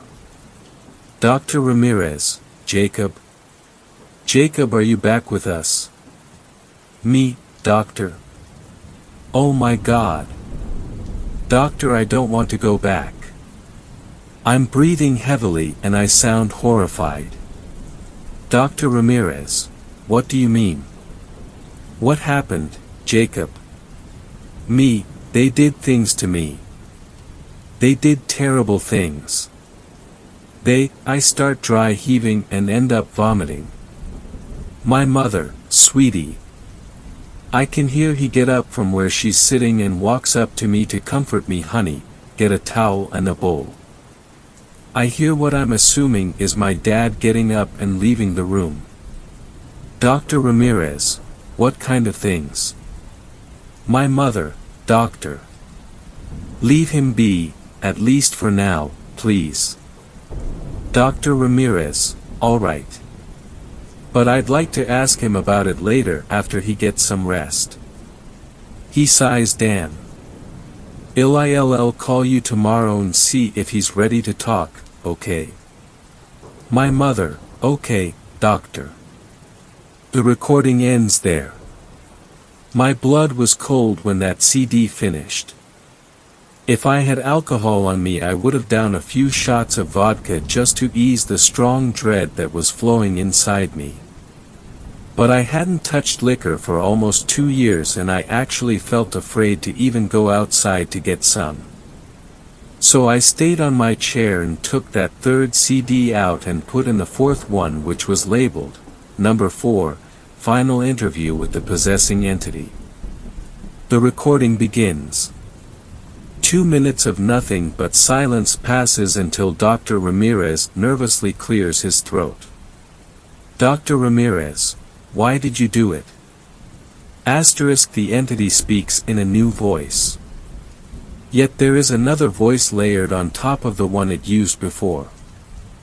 This new voice has that same underwater quality like the other, but it is inhumanly deep, guttural, cold yet discernible. Asterisk. The entity, it was their time to see my eyes in this reality. Dr. Ramirez, you drove them insane. Dr. Ramirez sounded both angry and scared. The entity, that is their natural reaction to seeing my eyes less filtered in this reality. They asked me to reveal myself before them and who they call Reverend Matthew. Dr. Ramirez, but why is he still able to speak? The entity, because I allow it. It was destined. He must be capable enough to tell Jacob's older self about me. The clearer picture. Dr. Ramirez, why his older self? Why not have him tell Jacob now? The entity, his mind is not strong enough to comprehend such things at this time. When he reaches the age of 33 he will then be ready to know what he is destined to know. Dr. Ramirez, why not have me tell him? The entity, you were not destined to. Your purpose was to converse with me and record it. And you have fulfilled that. Silence for 3 minutes passes until I can hear Dr. Ramirez speak again. Dr. Ramirez, we had no choice, didn't we? I can hear the anger absent from Dr. Ramirez with fearful despair replacing it. The entity, no, you did not. You never had the free will you deluded yourself to have. Free will is non-existent in all things, your species especially. Your trivial ability to observe the universe, what you call self-awareness, has caused you to believe the lie that you are free. Dr. Ramirez, what about you and your kind? I'm guessing you have a choice unlike us. The entity, we have free will and no free will. Choice for us is an incomprehensible paradox that is not translatable and communicable to your species that would not tear your minds into nothingness. Dr. Ramirez, at least tell me or show me at least a glimpse of what your plan is. Tell me, please. The entity, you are not destined to. Reverend Matthew was destined. If you ask him, his ability to speak will be silenced. Dr. Ramirez, you're an abomination. The entity, call me what you wish, but it will change nothing. Our conversing with each other is finished. The recording ends immediately after those final words. I couldn't believe what I just heard. I've known Dr. Ramirez for years as my psychologist until he went missing 3 years ago, and now he sent me this package with these CDs and the letter. Did that entity really control what he was supposed to do? My parents never mentioned any of this to me after they were released from the psychiatric hospital back in 2015. Before they were released, I wasn't even able to visit them. I guess it makes sense, that something traumatic caused them to take that long to mentally recover. I was going to ask Reverend Matthew about it, but that temptation was silenced after I listened to the final CD. I took out the fourth CD and put in the fifth one. Then I pressed play with the dread now near overwhelming. The final CD, number 5, Reverend Matthew's remarks began. Recording begins. Reverend Matthew's raspy old voice speaks to the recorder. I have witnessed things no human should witness. I have experienced things that petrify the mind and soul. Things that make me question my own faith, all faith in fact. He takes a deep sigh and continues. Reverend Matthew, midnight, on the 29th of December, 3 nights ago, after getting permission from the church, Marissa and Henry Malcon and I demanded the entity possessing Jacob to reveal itself. All three of us were angry and tired of the constant fear and horror it imposed on us, along with Cassie, who was thankfully not present during the interviews Dr. Ramirez conducted with the entity. She, however, unbeknownst to us all before she told me herself, were having similar nightmares as her mother.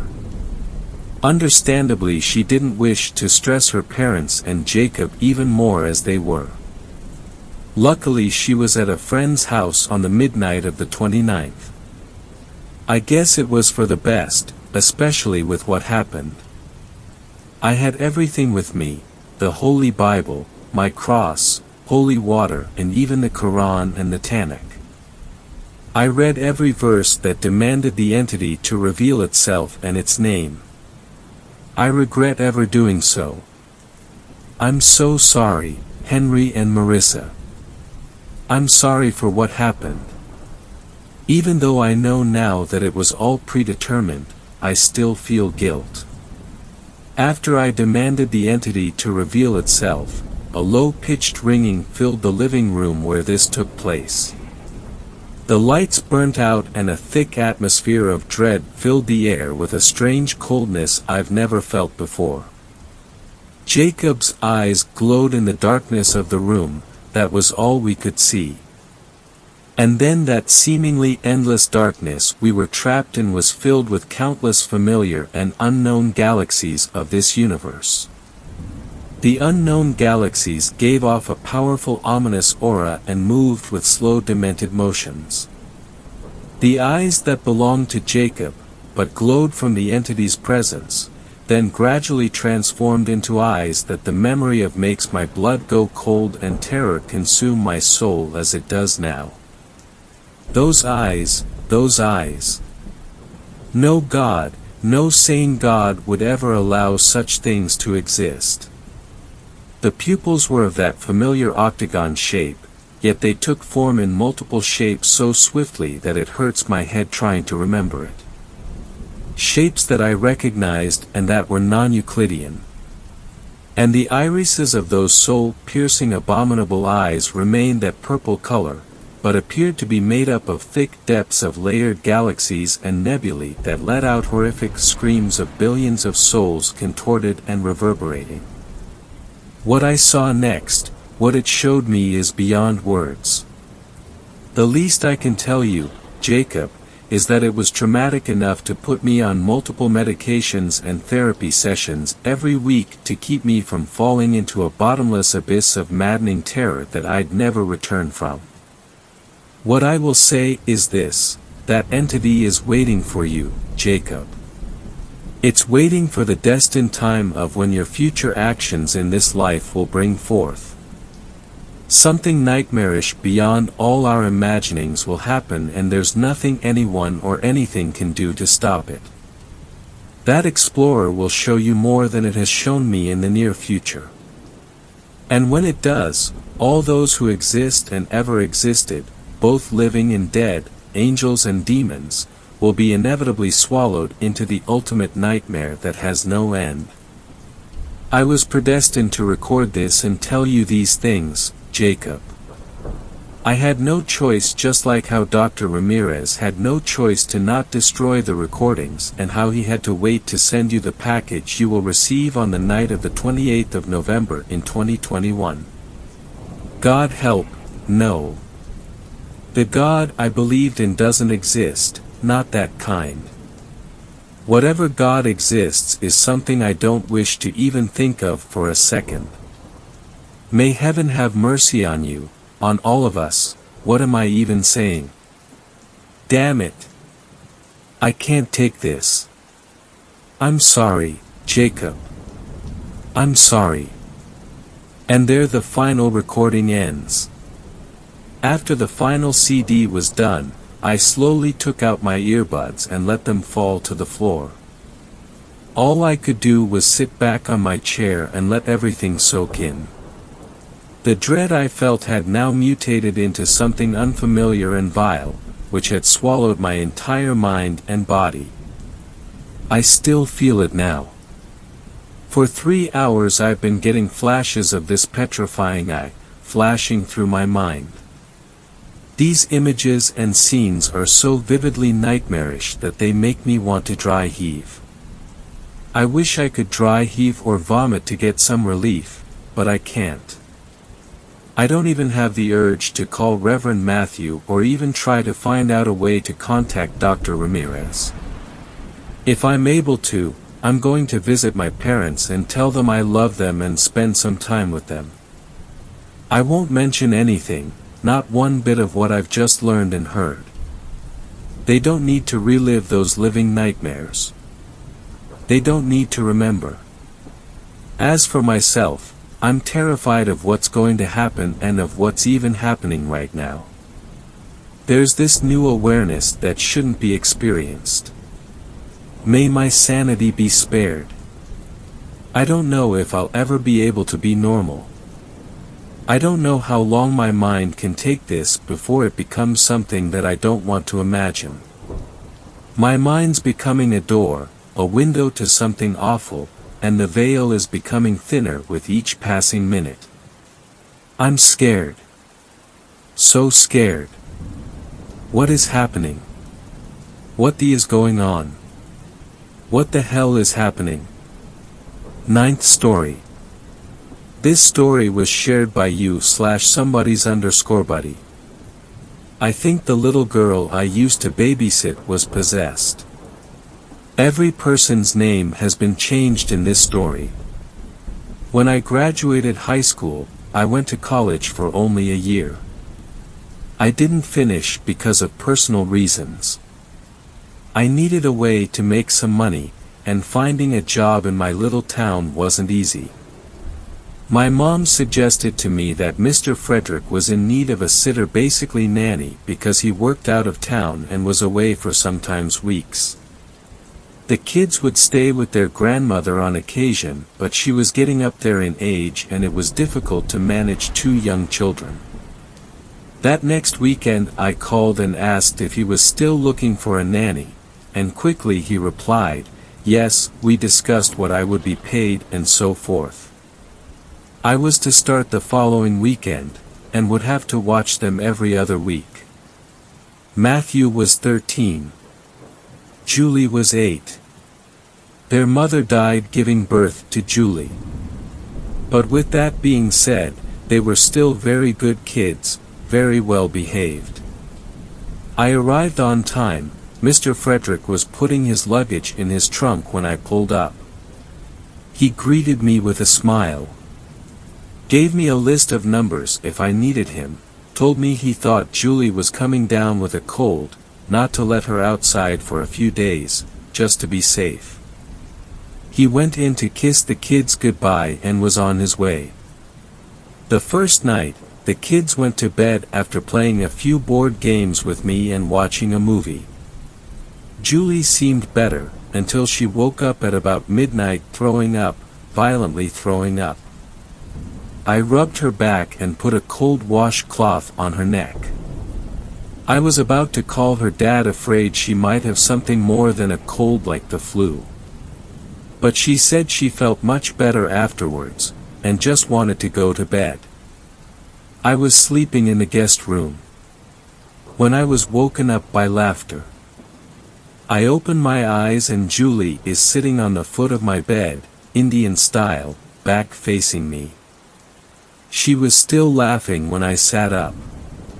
I laughed a little with her, then asked, "What are you laughing at, sweetie?" Almost immediately after I asked her that, she stopped laughing. And almost sounded like she was growling. I said her name softly, kinda just confused what she was doing. She starts screaming, "Stop laughing at me," over and over. I get out of bed immediately, grab onto her shoulders and start yelling her name, "Julie, Julie." She then looks at me, grinding her teeth, and says through her teeth. I slit Matthew's throat, and then her laughing started again. I ran to Matthew's room, bust through the door and find him sleeping peacefully. I was afraid to go back downstairs. I told myself, don't be afraid of a little girl. A little girl I've seen grow up. I make my way down the steps when Julie is standing at the bottom. "I'm tired, can I go to bed now?" she asked me, rubbing her eyes. I just looked at her and simply said, "Yeah." Maybe she was dreaming, because of the Tylenol I gave her, it made her sleepwalk. I brushed it off. The next morning both kids were sleepy, we ate breakfast. I took them to the park. We had a fun, busy day. Bedtime, I couldn't help but feel fear. That shit she said to me through her teeth about her brother, just wasn't right. I sent them to bed. I noticed when Julie was running up the steps she smiled at me. I smiled back. Then she turned around a second time and smiled at me again, and it freaked me the fuck out. It wasn't her smile, her cheerful little sweet girl smile. It was like she changed within seconds. I know it was just a smile, but it made my heart drop. 1 a.m. I'm texting my friend Liz, just talking about the day and bullshitting, when I hear what almost sounds like chanting. I put my phone down and make my way towards the sound. At the top of the flight of steps, Julie is standing there, feet basically off the first step. Seriously, her heels of her feet were the only thing on the step. I kinda yelled at her. "Julie! Get off the step like that, you're going to fall." She kept saying something, it sounded like nonsense. And then she started saying it slower, while she was looking at me. I'm not the most religious person, but I know the Lord's Prayer, and she was saying this backwards. It freaked me out. I just stood there, mouth open, eyes not blinking, throat dry, listening to this 8-year-old saying this prayer backwards. "Julie!" I yelled it. She stopped, looked at me, smiles, and said goodnight. I heard her door close and I locked my door and passed out. The next day Matthew gets up early, looking awful. "Are you getting sick?" I asked, putting my hand on his head. He grabbed my hand and looked me in the eyes and said, "Julie scares me." It sent chills through my body. I asked, "Why?" He immediately answered, "She watches me sleep, but I'm not sleeping." She laughs, and says things I don't understand. I asked him, "What kinds of things?" And he said he couldn't understand her. It sounded like she was just, and he did this thing with his tongue. To me it sounded like he was trying to say she was speaking in tongues. Julie walked in the kitchen. Our conversation was ended, and Matthew got up from the table with his cereal bowl. She grabbed his arm and, while looking at me, said, "Don't trust the whore." I screamed at her. "Hey, don't you talk like that again." She smiled at me, and in her cheerful little voice, asked, "Can I have some Lucky Charms?" I called my mom, who said she simply is acting out because her dad is away, and she wanted attention. I told her I was getting freaked. And she just went on to give me just lecture on how Mr. Frederick was counting on me. The last night I was there, same routine. Movies and bedtime. I got a hug from Matthew and Julie followed. I felt bad for not wanting to hug her. She squeezed me hard and kisses me cheek. Then she whispered in my ear really slowly, "I wouldn't sleep tonight." This voice was much deeper, more manly than a little girl's voice. I cried. It completely terrified me. I'm worried a fucking demon child is going to kill me in my sleep. I didn't sleep at all. I stared blankly at the TV infomercials. That's when I heard screaming, horrible, makes your heart drop screaming. I flew out of the room and ran up the steps. I checked Matthew first, he was closest. He was just staring at me when I opened the door. He then ran with me to Julie's room. I opened her door, when she was right there right in front of me, but her head was bent so far back it was touching her back, you could hear clicking from her bones. I feel bad now for doing this, but I slammed the door, called 911. Followed by calling her dad, being hysterical, telling him about everything that had happened. Julie was taken to a mental hospital, evaluated, and let go. They said she suffered a slight brain aneurysm and a seizure. I never babysat for the Fredericks after that. But I did get a letter in the mail from all three of them. Mr. Fredericks, kind words thanking me for watching the children. Matthew, basically the same thing. And Julie's, it said exactly this. You can sleep again, and she drew a black cross and black clouds. 10th story. Recurring dreams about possession. Hey guys. I see a lot of great posts here and I'm not sure if they're real or not. They're referred to as stories, and this isn't exactly a story as such. It's something that's been happening for a while. And I'm not entirely sure if I can post real-life events. But I'm very confused and I would highly appreciate help in any form or way. Open to all sorts of theories. Just need to figure out what's going on. For the past few years, I've had these recurring dreams where I keep getting possessed. Now, there's nothing weird about that.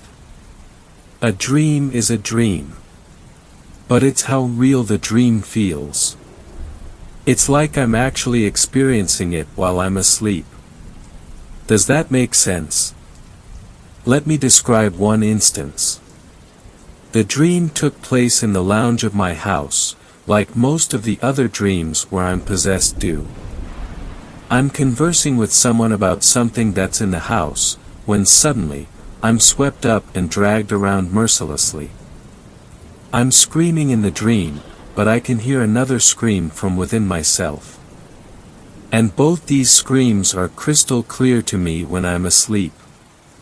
I'm also constantly yelling at myself to wake up. I'm scared in the dream, and sometimes, I'm aware that I'm half awake, and I feel my body tensing up. Now, I'm a Muslim, and we have a small recitation to ward off evil. It's called the Ayatul Kursi and it's recited for protection. We essentially ask Allah for help and it's just something that works if you have faith in it. I do. I know a lot of people here don't believe in religion, that's totally cool, but bear with me for a bit, please. In my dream, each time, I start reciting that and it's immensely hard to say it because something is holding me back. However, every time I recite it, I wake up reading the Ayatul Kursi out loud, my body shaking vigorously. Sometimes, I wake up and I'm in a state of sleep paralysis, the Ayatul Kursi still being recited in my mind. It's been happening for a while, but I'm posting about it now because yesterday, I had the dream again. However, the location was different. I was in some abandoned farmhouse. And I was being flung around that farmhouse like a rag doll. However, upon recitation, I woke up once more, shaking and terrified. Now, I know you can only dream of places/people you've seen before. But I can assure you I have never, ever seen that farmhouse in my life. There was just something new, something strange about it. And I have no idea how I ended up there. I'm not sure what's happening. Maybe it's just a dream and nothing more. But it's crazy how aware I am of my own sleeping body when I'm dreaming. Often, when I'm possessed, I will yell at myself to wake up, or tell myself it's a dream. A friend suggested that I was lucid dreaming, but I don't know how to, and I've never actively tried to lucid dream. If anyone has any idea about what's happening, please let me know. I'm willing to look into any theory/explanation. Thank you. Thanks a lot for watching the video till the end. Subscribe to our channel Horror in Detail.